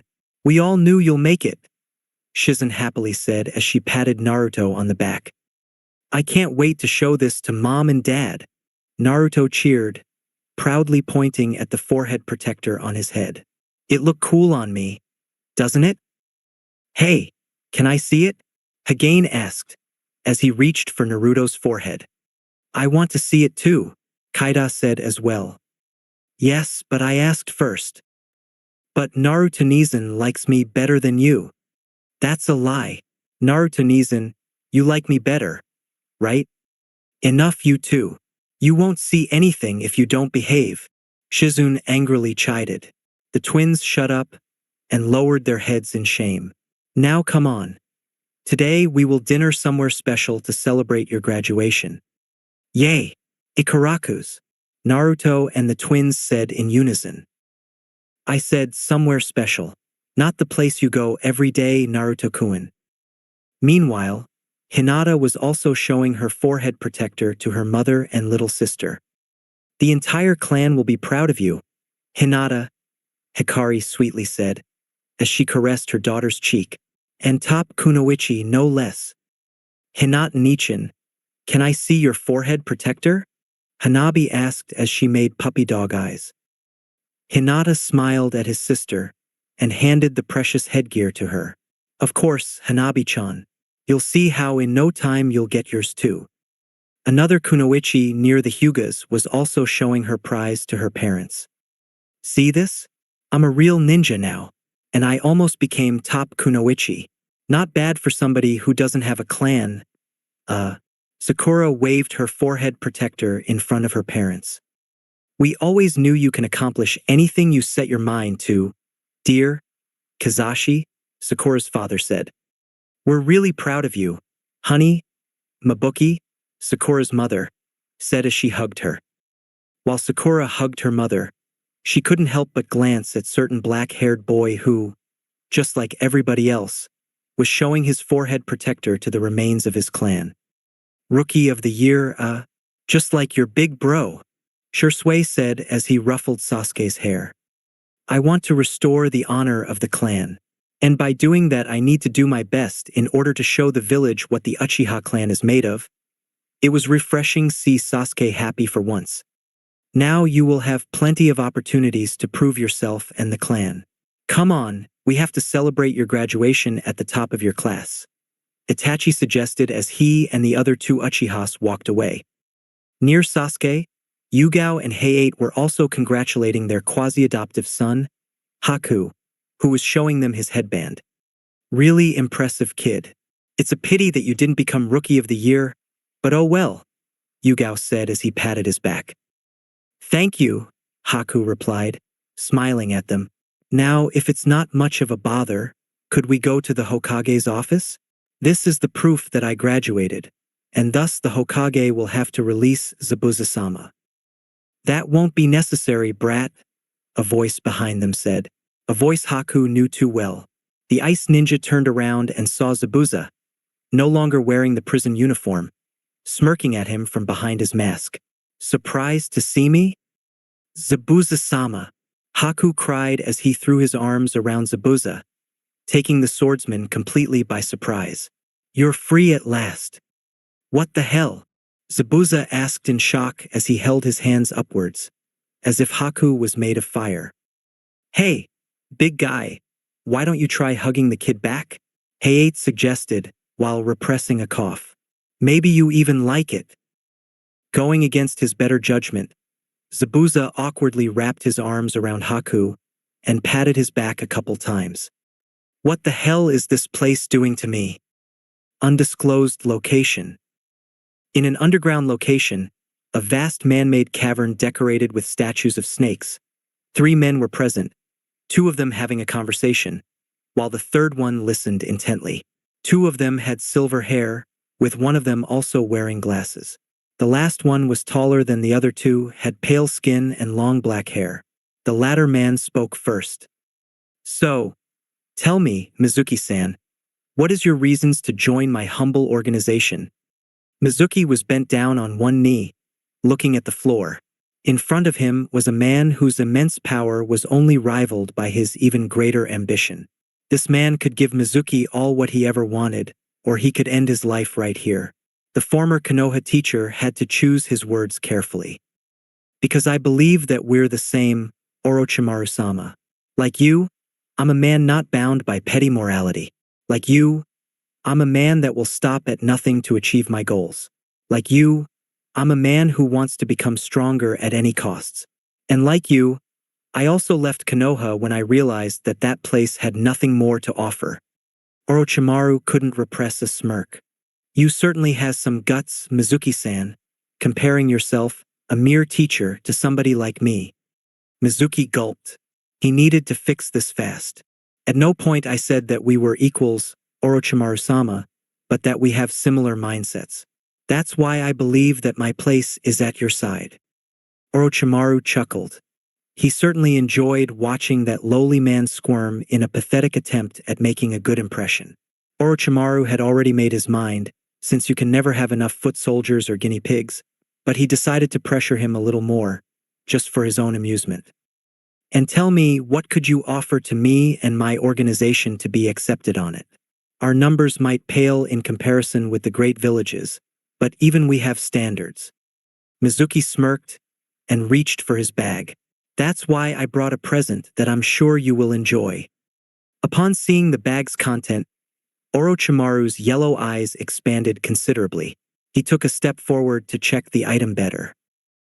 The forbidden scroll of the first Hokage, Orochimaru said in awe, passing a hand through the much-desired item. Then he glared at Mizuki. So it was you who had it all this time? Yes, I stole it during the Uchiha insurrection. They were so busy dealing with the Uchihas that nobody thought about keeping the scroll safe. Stealing it was a child's play. Mizuki threw his shoulders back in pride. So that's why the scroll wasn't there when I went to steal it, Orochimaru calmly said, and suddenly, all trace of color disappeared from Mizuki's face. And you took no less than 4 years to bring it to me. Guess that the jutsus here were too complicated for your simple mind. Huh. Mizuki knew he was screwed, and not in the fun way. His skin started to sweat bullets. Stammering, he tried to find an answer that would save his skin. Sorry, I didn't thought that. Orochimaru's mouth formed an unnerving smile. But you did bring the scroll to me in the end. And like the old saying goes, all's well that ends well, right? So, you aren't going to punish me? No, Mizuki-san.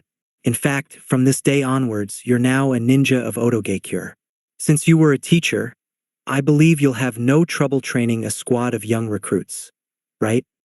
Of course not, Orochimaru-sama. I'm eager to start working for you. Good. Kabuto, walk Mizuki-san towards his bedroom, please. Yes, Orochimaru-sama, the bespectacled ninja said, as he and Mizuki walked away. Alone, Orochimaru couldn't help but stare in awe at the object in his hands. The very reason he wanted to be Hokage to begin with. This would accelerate his plans greatly. But he also had to be cautious with the Akatsuki. It would do him no good if they realized that this scroll was in his possession now. Tsunade sighed in relief when she finally arrived home after a particularly long shift at the hospital. She hated missing Naruto's graduating ceremony, but she simply couldn't leave in the middle of a delicate surgery, which turned out more complicated than the initial diagnosis suggested. Anyway, at least she could give Naruto her congratulatory gift. She only hoped that Naruto wouldn't be too upset with her. The living room was empty, and so was the kitchen. She was about to go upstairs when a sound in the backyard caught her attention. And indeed, she saw Shizune in a light taijutsu spar with the twins, which immediately ended after her children and apprentice noticed her presence. MOM, both white-haired kids said in unison as they rushed to her. Hey mom, Naruto-Nizan is a ninja now. They even gave him a headband, Hagane excitedly commented as he tugged his mother's jacket. I know. I don't have any doubts that Naruto passed the exam without much trouble, Tsunade replied. Hey, now that you mention it, how is that you don't have a headband, Mom? Kaida asked. It's somewhere in my room. I don't use it because I find it uncomfortable, Tsunade told her daughter as she ruffled her hair. Then she turned at Shizune. Where is Naruto? In his bedroom, was the black-haired Kunoichi's answer. And how is he? Tsunade asked, feeling a bit uneasy. He was a bit upset that neither you nor Jiraiya-sama showed up, but I believe he understands why. I don't think he'll be mad at you, Shizune replied, trying to sound reassuring. Tsunade sighed, though she wasn't completely relieved, at least not until he talked with her eldest son. All right, I'll go to see him and give him his gift. Gift? Do you mean? Tsunade merely nodded. Enter, Naruto said after somebody knocked the door. He had an idea of who could be. And just like he expected, Tsunade entered his bedroom. Hi, Tsunade timidly said. First of all, I'm sorry for missing your big day, Naruto. Naruto simply smiled at her. It's okay. I know that your work at the hospital is important and sometimes you have to stay until late. And Dad's the Hokage, so that goes without saying. Tsunade smiled back at him. I'm glad that you're not mad at me. The Sannin then sat in the bed alongside him. So, you're a ninja now, how do you feel? Truth be told, the same as yesterday. Soon you'll start taking missions. Are you nervous? A foxy grin appeared on Naruto's face. Of course not. This is what I was born to do. Tsunade couldn't help but giggle a little at the display. I'm glad that you're so confident. That's good. But do not get too overconfident. That can get you killed in our line of work. Of course. You don't have to worry about me, Mom. There was a moment of silence. Tsunade keeps staring at Naruto, whose smile never left his face for a single moment. Anyway, besides that, I also came here to give you a gift. For finishing the academy and becoming a ninja. Naruto grew excited upon hearing the word gift, as his mind raced through the possibilities. Really? What is it? Without uttering a word, Tsunade removed the necklace from her neck and placed it around Naruto's. All the enthusiasm from the blonde Jinchuriki disappeared, replaced by an overwhelming sense of awe. Mom, Naruto said in an uncharacteristically low volume. The necklace of the first Hokage. Why? Don't you like it? No. I didn't mean that. Naruto quickly stuttered as he shook his hands in negation. It's just that. Shouldn't you give this to Hagain or Kaida? This crystal has the chakra of the first Hokage, just like them. Besides, they're your real kids. Tsunade's expression hardened. She then grabbed Naruto by his shoulders, forcing him to look her into her eyes. Naruto, listen to me. Maybe you didn't come from my body, but you're my son as much as the twins, and I will not let anybody say otherwise. Besides, with that necklace, now all my children have the chakra of my grandfather with them. For once, Naruto was at a loss for words. Thank you, Mom. Tsunade's stern expression was replaced by a warm smile. You're welcome, kiddo. Now make me and the village proud. You can bet I will, the Jinchuriki replied, with one of his trademark wide grins. The next day at the academy. Irika looked at his now former students with pride. They were sitting on their usual seats, for what will be the last time. The teacher was afraid that Jiraiya's educational reform will turn into a slaughterhouse, and while many students ended up dropping out due to the increased standards, these 12 kids persevered until the very end and came out triumphant. Turn out Jiraiya-sama's idea wasn't so harebrained after all. This kids will be way more prepared for the future than if we stuck to the old model. Clearing his throat, Irika spoke. I told you yesterday already, but let me congratulate you again. It has been great having you as my students, but now somebody else will take my place, somebody who will be able to teach you according to your growing needs. You will be organized into 4-man cells, composed by 3 genin and a jonin, that will be your commanding officer as well as your teacher.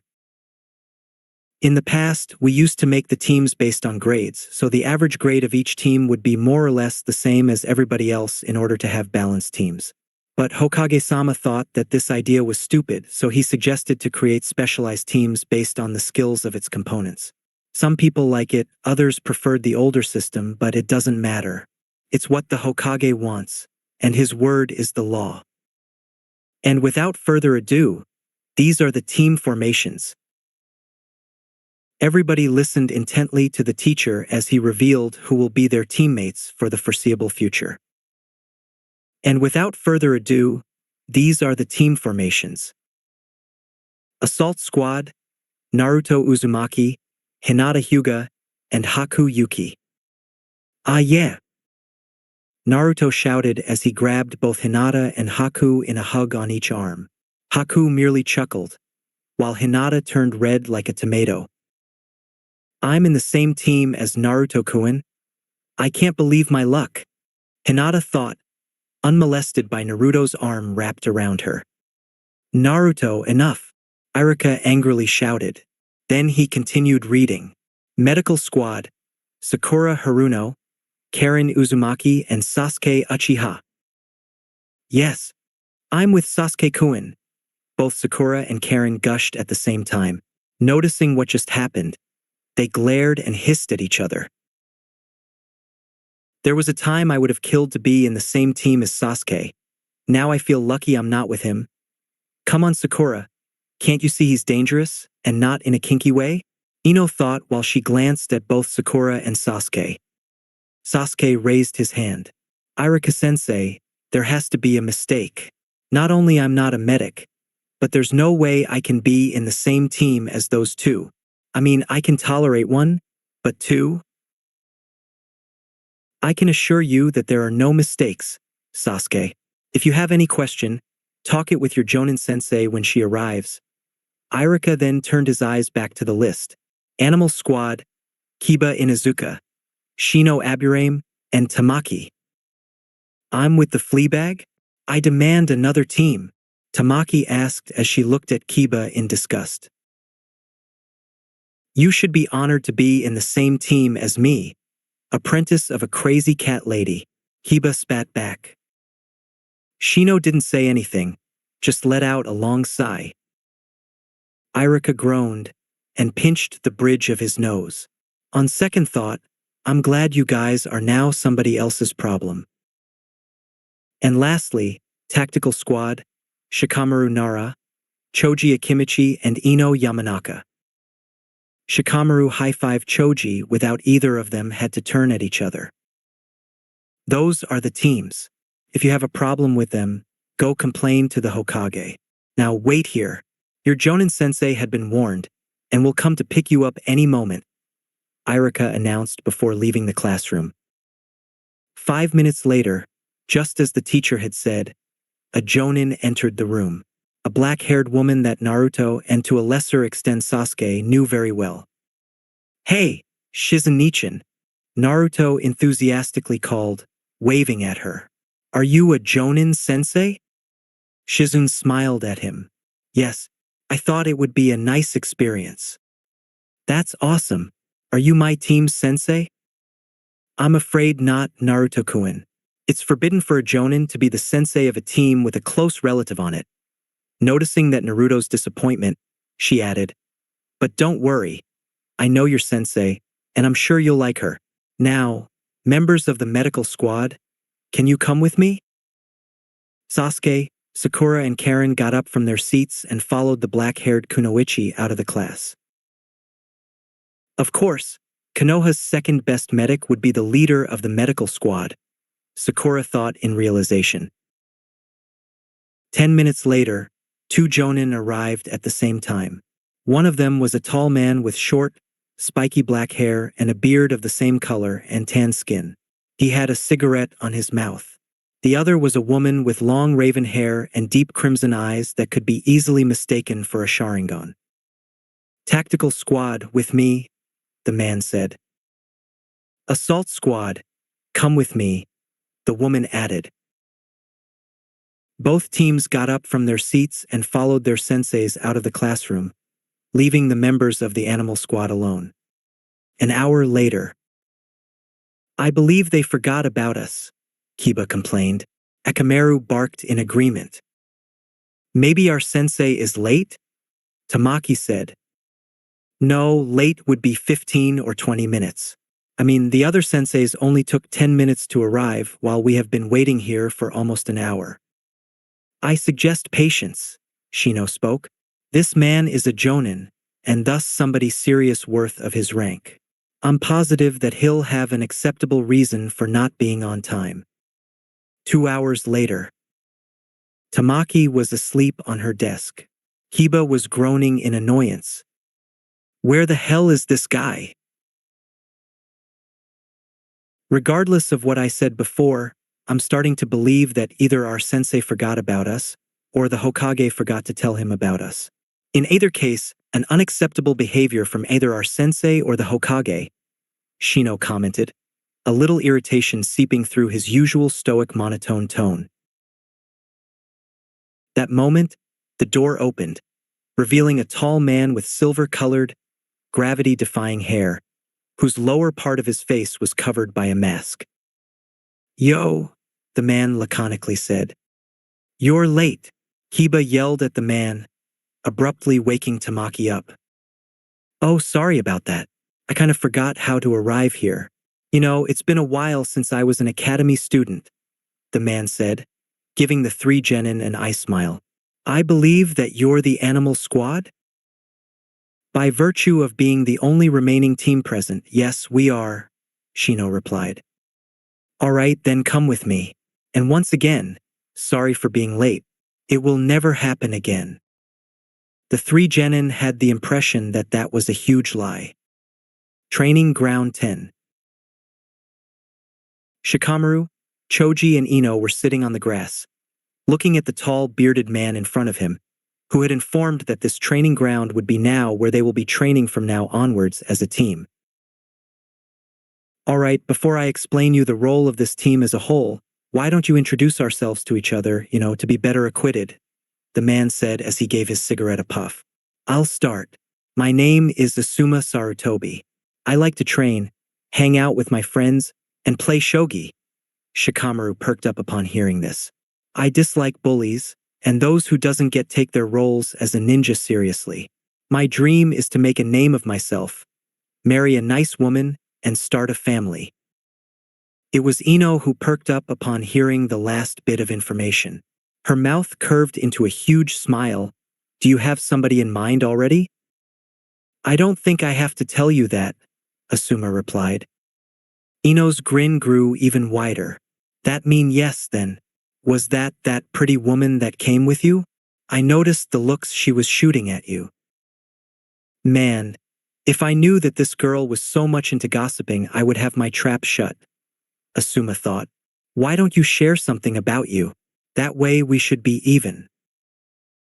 "Why, of course," Ino chirped before clearing her throat. "My name is Ino Yamanaka, future heir of the Yamanaka clan once I'm 18. I like shopping and gossiping." Her face considerably soured before continuing. "I dislike traitors and murderers, and my dream is to become a great kunoichi, so I can lead my clan properly, so we can keep Konoha safer." Asuma remembered that Ino lost her dad during the Uchiha insurrection. While she didn't make any specific references, it was easy to guess who she was thinking when she talked about traitors and murderers. "If you work hard, I'm sure you'll achieve your dream." Asuma then turned to Choji, who was munching some chips, and nodded at him. The Akimichi took the hint. "My name is Choji Akimichi. Eating is what I like the most. While I have some favorite foods, I'm also open to taste new things. I dislike people who judge others based on their appearance. And my dream is to become a great ninja, just like my father." "Well, maybe you could moderate a little on the food if you want to achieve that goal," Asuma said, making Choji to frown at him, but didn't stop eating his chips. The Jonin then stared at Shikamaru, who replied with a long sigh. "My name is Shikamaru Nara. I like playing shogi and watching the clouds. I dislike, well, pretty much anything that requires some sort of physical effort on my part if it's not a life or death situation. And my dreams for the future. Guess it would be to have a quiet life devoid of complications, and maybe have a family as well." "Interesting. Maybe you and I should play shogi sometime," Asuma said, earning a shrug from Shikamaru as if saying, "Sure, why not? And maybe I could do something about that laziness of yours." Shikamaru gave another shrug, this one meaning you're welcome to try.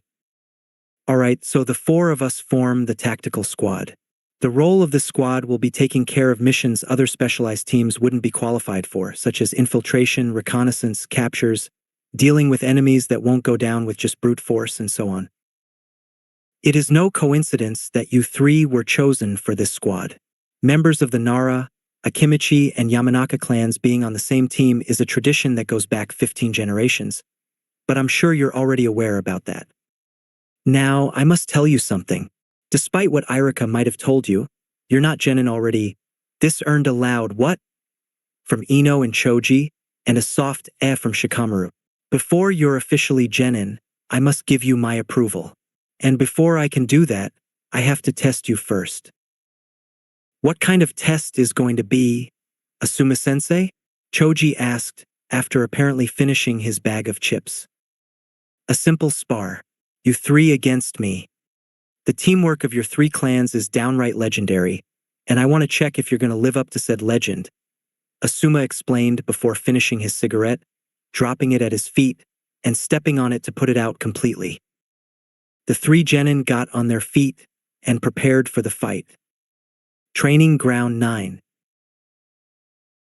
Just like Asuma's team, Shizun's team were sitting in front of their sensei, though in their case they were sitting on a makeshift bench made out of a fallen tree, Sasuke in the middle with Sakura and Karen at each side. And just like Asuma, Shizun proposed to introduce themselves to each other. My name is Shizun Kato. I like medicine, helping others, cute animals, and to visit cultural heritage sites. I dislike drunks and gamblers. My dream is to become a great kunoichi and live up to Tsunade-sama's legacy. Well, now you know a little more about me, the adult medic Nin said with a warm smile. Who wants to go next? Sakura cleared her throat. My name is Sakura Haruno. I like, well, cute boys, she said, glancing at Sasuke, who didn't react. I also like medicine. I dislike people who judge others without getting to know them, and my dream is to prove that I can become a great kunoichi despite not being born into a ninja clan. Without waiting for Shizun to say anything, Karen started her introduction, slightly upset that Sakura got to introduce herself first. My name is Karen Uzumaki. I like perfumes, medicine, and having a permanent home. I dislike rude people. My dream is to restore my clan to its former glory and be strong enough so I don't have to worry about people wanting to hurt me or my family. Shizun nodded and smiled, then looked at Sasuke, who groaned in return. Let's get over this already. My name is Sasuke Uchiha. I like training and getting stronger, and when I'm not doing that I like to take long walks. I dislike people who hurt those I care about, and my dream is to become the strongest ninja this village has ever seen, as well as to restore the honor of my clan. Well, now that we all know a little more about each other, how about I explain you the role of this team? Shizun asked. Sasuke raised his hand. Yes, Sasuke? This is a medical squad, and I can see that you, Sakura, and Karen are medics. But I'm not a medic. Shouldn't somebody like Ino or Hinata be here instead of me? I think I belong to the assault squad or even the tactical squad. Clearly, there has been a mistake when the teams were formed. You have my attention then. All right, the medical squad is mostly a search and rescue team. Our duty includes searching disappeared people, healing the wounded and rescue people from dangerous areas, among many others. When working alongside other squads, our role will be to support them. Now Sasuke, as for your presence here, you see, for obvious reasons, medics tend to be the first ones being targeted by the enemy forces. Since most of the time medics will be healing and assisting others, they will be unable to defend themselves and thus vulnerable to enemy attacks. Sakura and Karen imagined a chibi version of themselves healing a random Konoha ninja, only to be ambushed by an enemy who stabs them in the back multiple times, making their spirit leave their lifeless bodies. If that happens, not only we lose a medic, but the person he or she may be healing. Your role is make sure that such thing doesn't happen. So I'm an escort? The Uchiha asked. Exactly. I'm glad you got it. Sakura and Karen replayed the same scenario as before in their minds, except this time a chibi Sasuke appeared and defeated the enemy ninja before he could harm either of them, and posed heroically. Sakura and Karen stared at Sasuke with heart in their eyes as the wounded ninja they were treating died due to the lack of medical assistance, causing his spirit to leave the body. However, there is something you should know. You're not real genin yet, Shizun revealed, much to her students' shock. You still need to go through one last test to determine if you're worthy of being part of this team. If you fail, you will be sent back to the academy. Sasuke's initial shock was short-lived. I've taken quite a few tests already. I'm not afraid to take one more. Sasuke-kun is right. Whatever you have planned, we can go through it, Sakura added. What she said, Karen said. All right. See the small forest behind me? Shizun asked, motioning back. There's a medical training dummy hidden somewhere among the trees. Your task is finding said dummy, treat its injuries, then bring it here. I will attack you from time to time, but don't worry, I will hold back. Now go. The 2 girls and the 1 boy rushed into the forest. Training Ground 7. Just like the 2 teams before, Kakashi asked their genins to introduce themselves. Why don't you introduce yourself first? Tamaki suggested. All right, I guess it would be fair, Kakashi said. My name is Kakashi Hatake. I like many things. As for things I dislike, I don't feel like talking about them. And my dreams, well, I have dreams just like everybody else. There, now you go. Wow, not only he's absurdly late, but he doesn't tell anything about himself other than his name, Kiba snarled exasperatedly. Akamaru growled as well. Excuse me, Kakashi-sensei, but you can't expect us to tell you personal information about us if you're not willing to share anything about you with us in return. Why? Because while trust is important on a team, trust is also a two-way road. You can't ask for trust if you don't trust others yourself, Shino explained. Kakashi stared at him for a few seconds as he processed the bug user's elaborated rant. How old are you again? 12. But I fail to see how's that relevant to the matter at hand. Tamaki shifted in her seat and looked at Shino. I believe Kakashi-sensei thinks you don't speak like a kid our age should. There is absolutely nothing wrong with my manner of speech. And if you think there is something wrong, then, like kids our age usually say, deal with it. Kakashi let out a sigh. Okay, let's start over again. My name is Kakashi Hatake. I like books, dogs, and training. This elicited a smirk from Kiba and a frown from Tamaki. I dislike people who abandon their comrades. And my dream? Well, I'm not entirely sure. Guess it would be to make up for all the mistakes I made in the past and all the people I failed. There, are you happy now? What mistakes? Tamaki asked, leaning forward. What people you failed? Kiba asked, interested as well. Sorry, that's all you're going to get from me right now, so don't push your luck. Well, Kiba, why don't you introduce yourself? All right, my name is Kiba Inuzuka, and this is my best friend, Akamaru. Akamaru happily barked upon being acknowledged. I like dogs, take long walks, running, and meat. I dislike cats. Kiba shot a glare at Tamaki. The girl merely stuck her tongue at him. And my dream is to reach higher than any Inuzuka ever did, like being Hokage. Interesting, was all that Kakashi said. He then motioned at the only girl in the group. Shall you introduce yourself? Sure. My name is Tamaki. I like playing with my cats, buying new clothes, and climb high places. I dislike dogs, especially those who bark constantly the moment you get near them. And my dream is for one day to start a clan on my own and make a name for myself. Nice introduction, Kakashi said with his trademark eye smile. Now, since that's out of the way, let's dash. Actually, I believe I didn't introduce myself yet, Shino interceded. What? Oh my, I'm sorry. I guess I'm not feeling that hot today, Kakashi replied in an irritatingly jovial tone.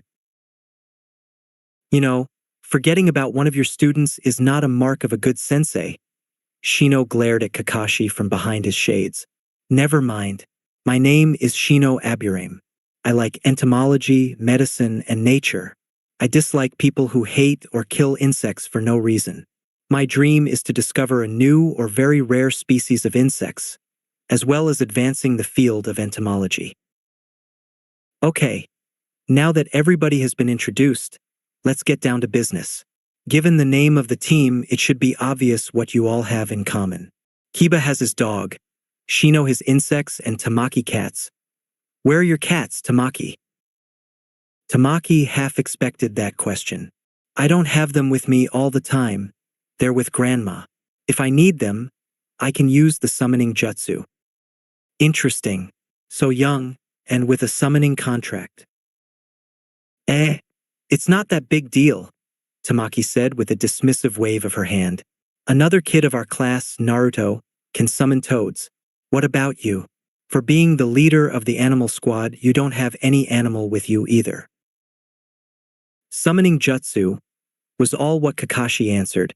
Thought it was enough to satisfy his students. Anyway, we're getting off track. From time immemorial, many ninjas had used animals as companions to aid them in battle. Regardless of how powerful a ninja becomes, there are abilities that he or she will never have, but animals do have. This led many clans, such as the Inuzukas, to specialize in breeding animals and develop a fighting style involving them. And thus, the main role of the animal squad will be to take care of missions in which human ninjas would be insufficient, such as tracking, searching for hidden objects, and so on. Our secondary role will be to offer support to other teams. Do you have any questions? No? Okay. In that case, then you should know that you're not genin already. How can that be, if we graduated from the academy? Shino asked as he adjusted his glasses. Because the graduating the academy is a prerequisite to take the real genin test. And if you fail it, you'll go back to the academy. Oh, come on. You can't do that, Kiba protested, shaking his fists. Trust me, I can. Now, let's proceed with the test. Kakashi then pulled from a pocket 2 small bells. Do you know what is this? Training Ground 8. Just like the 3 other teams, Naruto, Hinata, and Haku were sitting around their sensei, who was studying them intently. Well, look at that.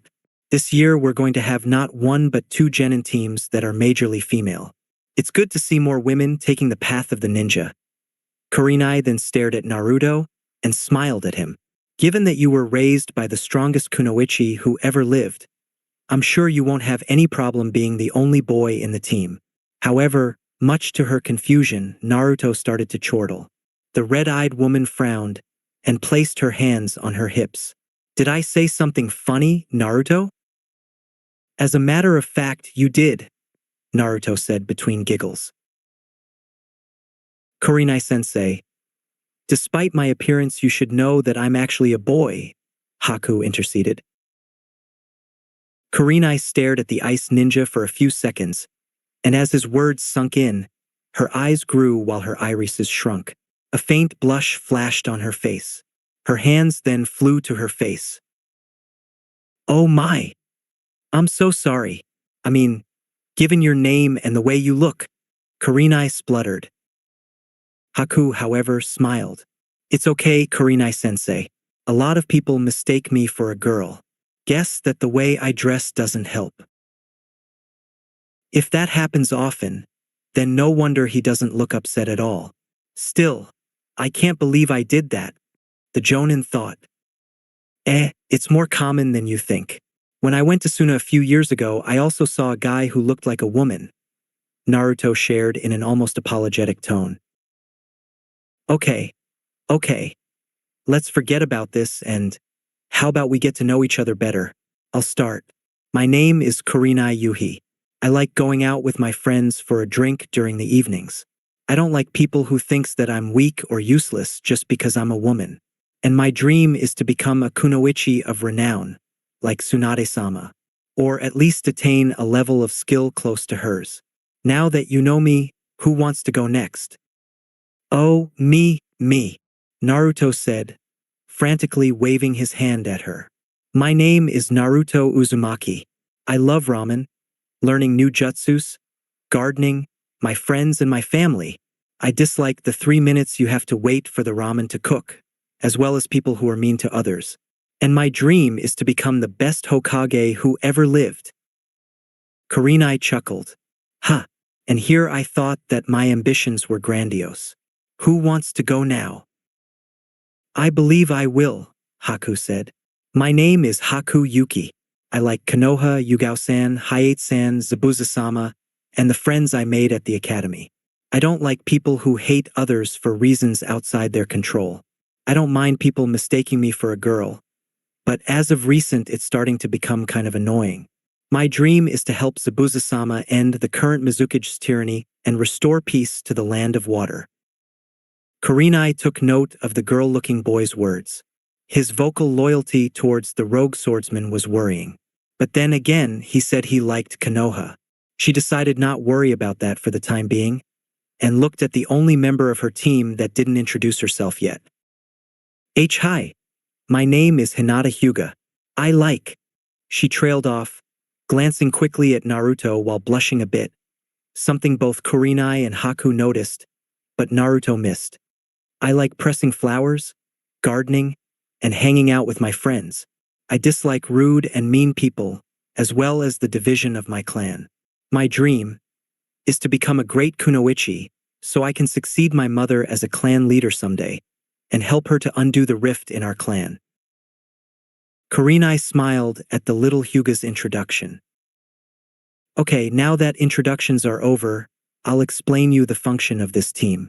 As the name implies, we're an offensive unit with Haku focused on ninjutsu, Hinata on taijutsu, Naruto on a mix of both, and myself on genjutsu. Our job will be mostly focused on combat. Pretty simple, as you can see. Alright, when are we going to start doing missions?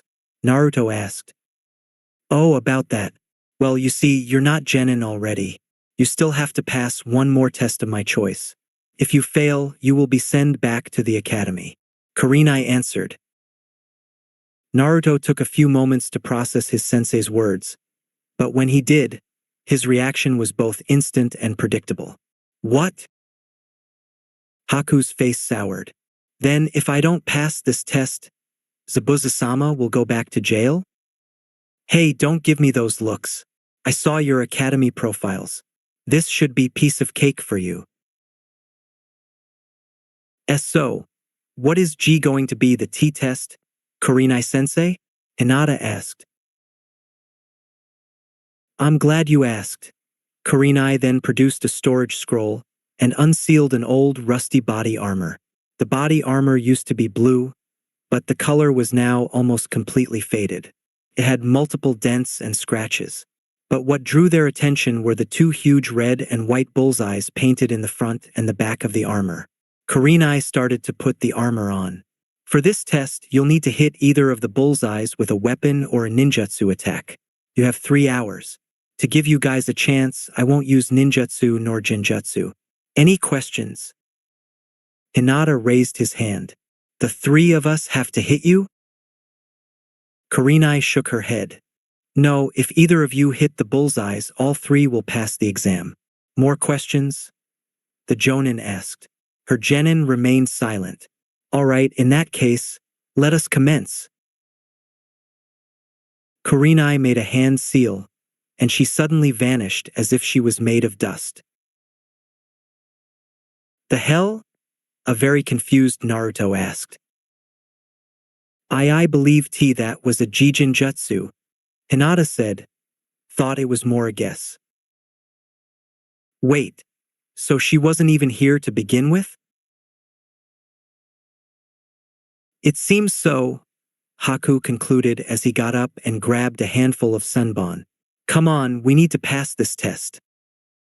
Yeah, but where did she go? Naruto asked. My guess would be among a group of trees.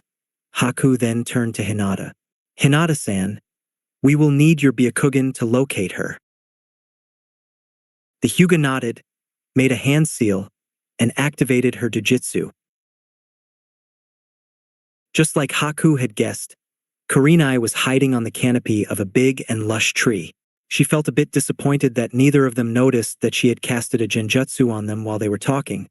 But then again, the kids weren't used to deal with this kind of illusions. Unfortunately, as good as Jiraiya's academy reform was, genjutsu was once again barely covered, and the little practice was more about dispelling than casting them. Anyway, she was sure she could teach at least one of her students the art of illusions. While Naruto's chakra control still needed some polishing before he could use genjutsus, Hinata and Haku were perfect. Though she also discarded Hinata when she remembered that the Hyuga heiress was also training in elemental ninjutsu and medicine besides the gentle fist, leaving Haku, who seemed to focus mostly in ninjutsu, as the most suitable candidate. A whirring sound Kurenai identified as shuriken snapped her of her thoughts. She immediately jumped out of the branch she was resting on before the steel stars embedded themselves into the wood, and landed on a small clearing. Her 3 genin appeared shortly afterwards, and surrounded her. Kurenai smirked. "I must admit, you found me earlier than I thought." "With Hinata's Byakugan it was piece of cake," Naruto said, as he made a hand seal. "And with this, passing this exam will be even easier." Shadow Clone Jutsu. 20 Naruto clones appeared from smoke, forming a circle around the Genjutsu mistress. "Get her!" Kunai in hand, all Narutos charged forward. Kurenai also pulled out 2 kunai of her own, and started to slash the orange-clad clones while she dodged their almost telegraphed swings. Some clones that did not charge pulled out some shurikens and threw them at her. Kurenai grabbed one of the clones and used him as a human shield while attacking the others. In a couple minutes, the clones were no more. Haku decided it was his turn to attack, and threw a trio of senbons at his sensei. Kurenai turned around and deflected all of them with a kunai. From the corner of her eye she saw Hinata ready to strike her with a palm strike. She grabbed Hinata's wrist just before she could touch the jonin, and threw her crashing against Naruto. Haku started to make hand seals, but before he could complete the sequence, Kurenai was already in front of him. The raven-haired woman sunk her knee on the ice ninja's gut, knocking the wind out of his stomach. And just like she did with Hinata, she grabbed his wrist and tossed the kimono-wearing boy against a tree. Tisk, TSK, such a disorganized attack. Kurenai shook her head in disappointment. "You will need to do better than that if you don't want to return to the academy," she said before leaping away. After getting back on their feet, the 3 genins decided to regroup and plan a better strategy, given how attacking her at random produced such a disastrous results. "All right, anybody got an idea?" Haku asked. Naruto nodded. "I believe that Hinata should attack her head-on, while we wait for an opening and try to attack her from the distance." Hinata looked at Naruto surprised. "Me? Attack Kurenai-sensei? But why?" "Because you're the best at taijutsu here. It isn't obvious," Naruto explained. "While you keep her distracted, Haku can attack her with his needles and ice jutsus while I use my clones and wind jutsus. We will provide you cover so you can get close to her," Haku added. Hinata looked at her male teammates. They both were placing their trust on her. Despite Hinata wanting to protest, a part of her told her to keep going, and that she could lead the team to success. All right," the little Hyuga said, nodding. Scanning the area with her Byakugan, Hinata found Kurenai standing on a clearing surrounded by several trees. The perfect spot for an ambush. Almost too perfect. While it smelled like a trap, Hinata didn't see any. Or maybe she was taunting them by choosing such a disadvantageous terrain. Nevertheless, they decided to take the risk and attack. Haku was the one to initiate the attack. He took from his pouch a storage scroll with water sealed on it, and unsealed its contents. A large puddle was former at his feet. Kurenai didn't detect his presence yet. Or she did but pretended not to. Nevertheless, it was time to attack. Haku formed the required hand seals. Ice release. Piercing icicle shot. Using the water of the puddle, Haku formed several ice spears that floated above him and flew at Kurenai. The raven-haired Kunoichi performed several backflips while avoiding the deathly ice attack. Naruto saw it as the perfect chance to attack. Shadow Clone Jutsu. Kurenai found herself once again surrounded by orange-clad clones. All of them pulled out shurikens and tossed them at her. Kurenai rolled into the ground, expertly avoiding the ninja stars, which ended up hitting the clones instead, dispelling most of them. Such recklessness. If those were your teammates instead of mere clones. Kurenai shook her head in disappointment as she quickly destroyed the few remaining clones. Hinata now! The last clone shouted before being dispelled. The Hyuga heiress leaped from her hiding spot at the top of a tree and landed in front of Kurenai. The two women started to trade blows.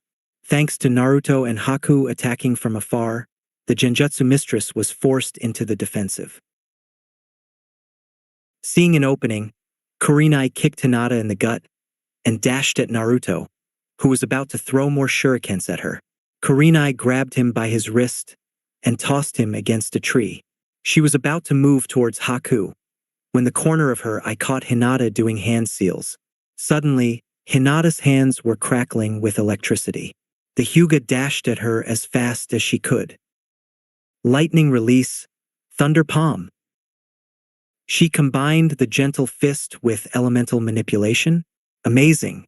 These kids are sure something, Kurenai thought as she dodged Hinata's electricity-enhanced palm strikes.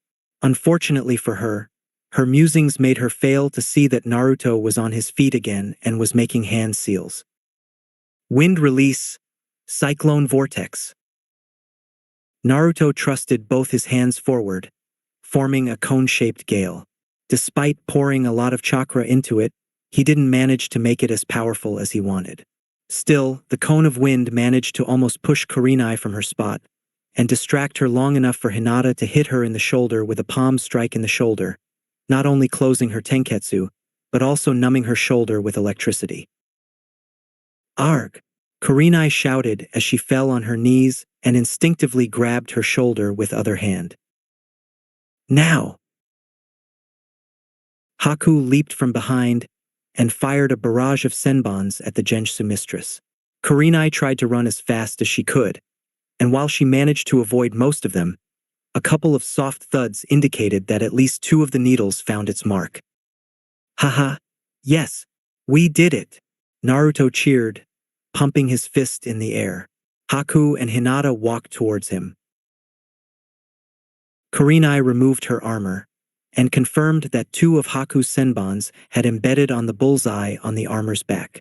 She sealed the armor again in the scroll and walked towards the 3 genin, who were still cheering for their victory. Upon seeing her holding her shoulder, Hinata immediately started to use the mystical palm jutsu on it. Congratulations, you 3.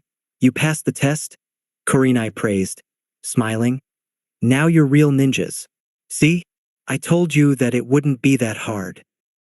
And it was thanks to Hinata, Naruto claimed as he patted Hinata on the back.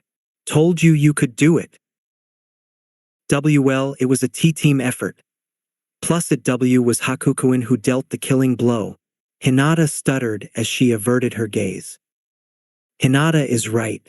You passed the test because you worked together as a team should, Kurenai interceded.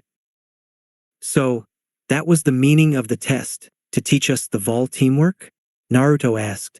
We already knew that. Yes, but that's not all. So far, you only fought in friendly, controlled spars, and tossed kunais and shurikens and immobile tree stumps. This was meant to give you a taste of what you will find out there. Fast-moving enemies that will come at you with the intention to kill. So, what do we do now? Haku asked. Take the rest of the day off. Starting tomorrow, we will take missions at mornings, take a lunch break, then spend a couple hours in the afternoon training. We won't do neither missions nor training during weekends, but please keep training on your own those days as well, Kurenai explained. Meet me tomorrow at 9 in the morning in the academy for our first mission. Hokage Tower a few hours later. Jiraiya was sitting at his desk as usual. In front of Jiraiya were the Jonin senseis of the 4 new genin teams, ready to give their reports as well as Irika. Tactical squad has my approval. While we still have some stuff to polish, especially regarding some of their personal priorities, I have faith that they will even surpass all their predecessors, Asuma proudly informed. Shizune was the next one to talk. Medical squad also has my approval. All of them know their roles and they slipped into them perfectly. Maybe the teamwork could use some improvement, but in the future they'll be an invaluable asset. Animal squad passed the test, though barely, Kakashi mentioned. They do have a lot of potential, but they still need a lot of work. Assault Squad has my approval as well. They both have talent and barely need any incentive to work as a team. I just can't wait to see them in action, Kurenai said. Jiraiya smiled, clearly pleased, and turned at Irika. What about that? For the first time in Konoha's history, the true Genin test has a 100% approval rate, as opposed to past 33%. The results speak for themselves. Your educational reform was truly brilliant, Hokage-sama, Irika replied. And it's thanks to you and your fellow teachers, for the great job you did preparing those kids for the future. Oh boy, I can't wait for the Chunin exams to begin. That will be in 3 months. Do you think they will be ready by then? Irika inquired. While their abilities are impressive, there's no way they can get enough experience in such little time. Have a little faith in them, Irika. The results may surprise you. Now, if there's nothing left to discuss, you're dismissed. After the 4 Jonin and the single Chunin left the office, a pair of ANBU wearing masks of an owl and a tiger brought yet another Jonin. One Jiraiya last had seen 4 years ago. Well. Jiraiya was looking at a file on his hand. So Zabuza, according to this report, except for getting a couple of fights during your fist year, your behavior has been mostly excellent. Zabuza chuckled. Glad to know that. Repressing my killing instinct wasn't an easy task, you know? Now that Haku successfully passed all the tests and became a Konoha ninja, you're to do the same if you want to start to pay your debt with Konoha. Jiraiya snapped his fingers and one of the ANBU handed Zabuza a Konoha forehead protector and a flak jacket. While not mandatory, it will be mostly appreciated if you wore at least part of our official uniform. Reluctantly, Zabuza tied the headband around his forehead and put on the flak jacket. Oh, and I believe this is yours. Jiraiya then tossed Zabuza a sealing scroll. Unsealing the scroll, Zabuza's eyes widened in surprise when he saw his trusty executioner blade back in his hands. You kept it all these years? I thought that you would have given it to somebody else, or sell it to other villages. Konoha doesn't have much of a sword-fighting tradition. It will be better in your hands. Now, are you ready to start working your ass off for the village? Sure, but first answer me something. Jiraiya listened to Zabuza intently. Aren't you worried that once I get out of this village, I never return? Jiraiya smirked in satisfaction. He was dying for Zabuza to make that question. Yes, it would be extremely imprudent on my part to letting you out of the village without some kind of leash, right? That's why, before taking you out of prison, my ANBU put you to sleep, and I carved a special seal in your chest. I can activate said seal to give you a heart attack. Zabuza raised a non-existent eyebrow and smirked under his mask. Right? And you expect me to believe that? If that's the case, then you won't mind if I do this. Jiraiya made a hand seal, and all of a sudden, Zabuza fell on his knees, his hand instinctively clutching his chest. He felt as if an invisible hand was crushing his heart to pulp. Even if the effect was short-lived, the consequences weren't. As you can see, I can kill you whenever I want, with a mere hand gesture, from a 15-kilometer radius. This seal is designed so it only reacts to my chakra, meaning that I'm the only one who can activate or remove it.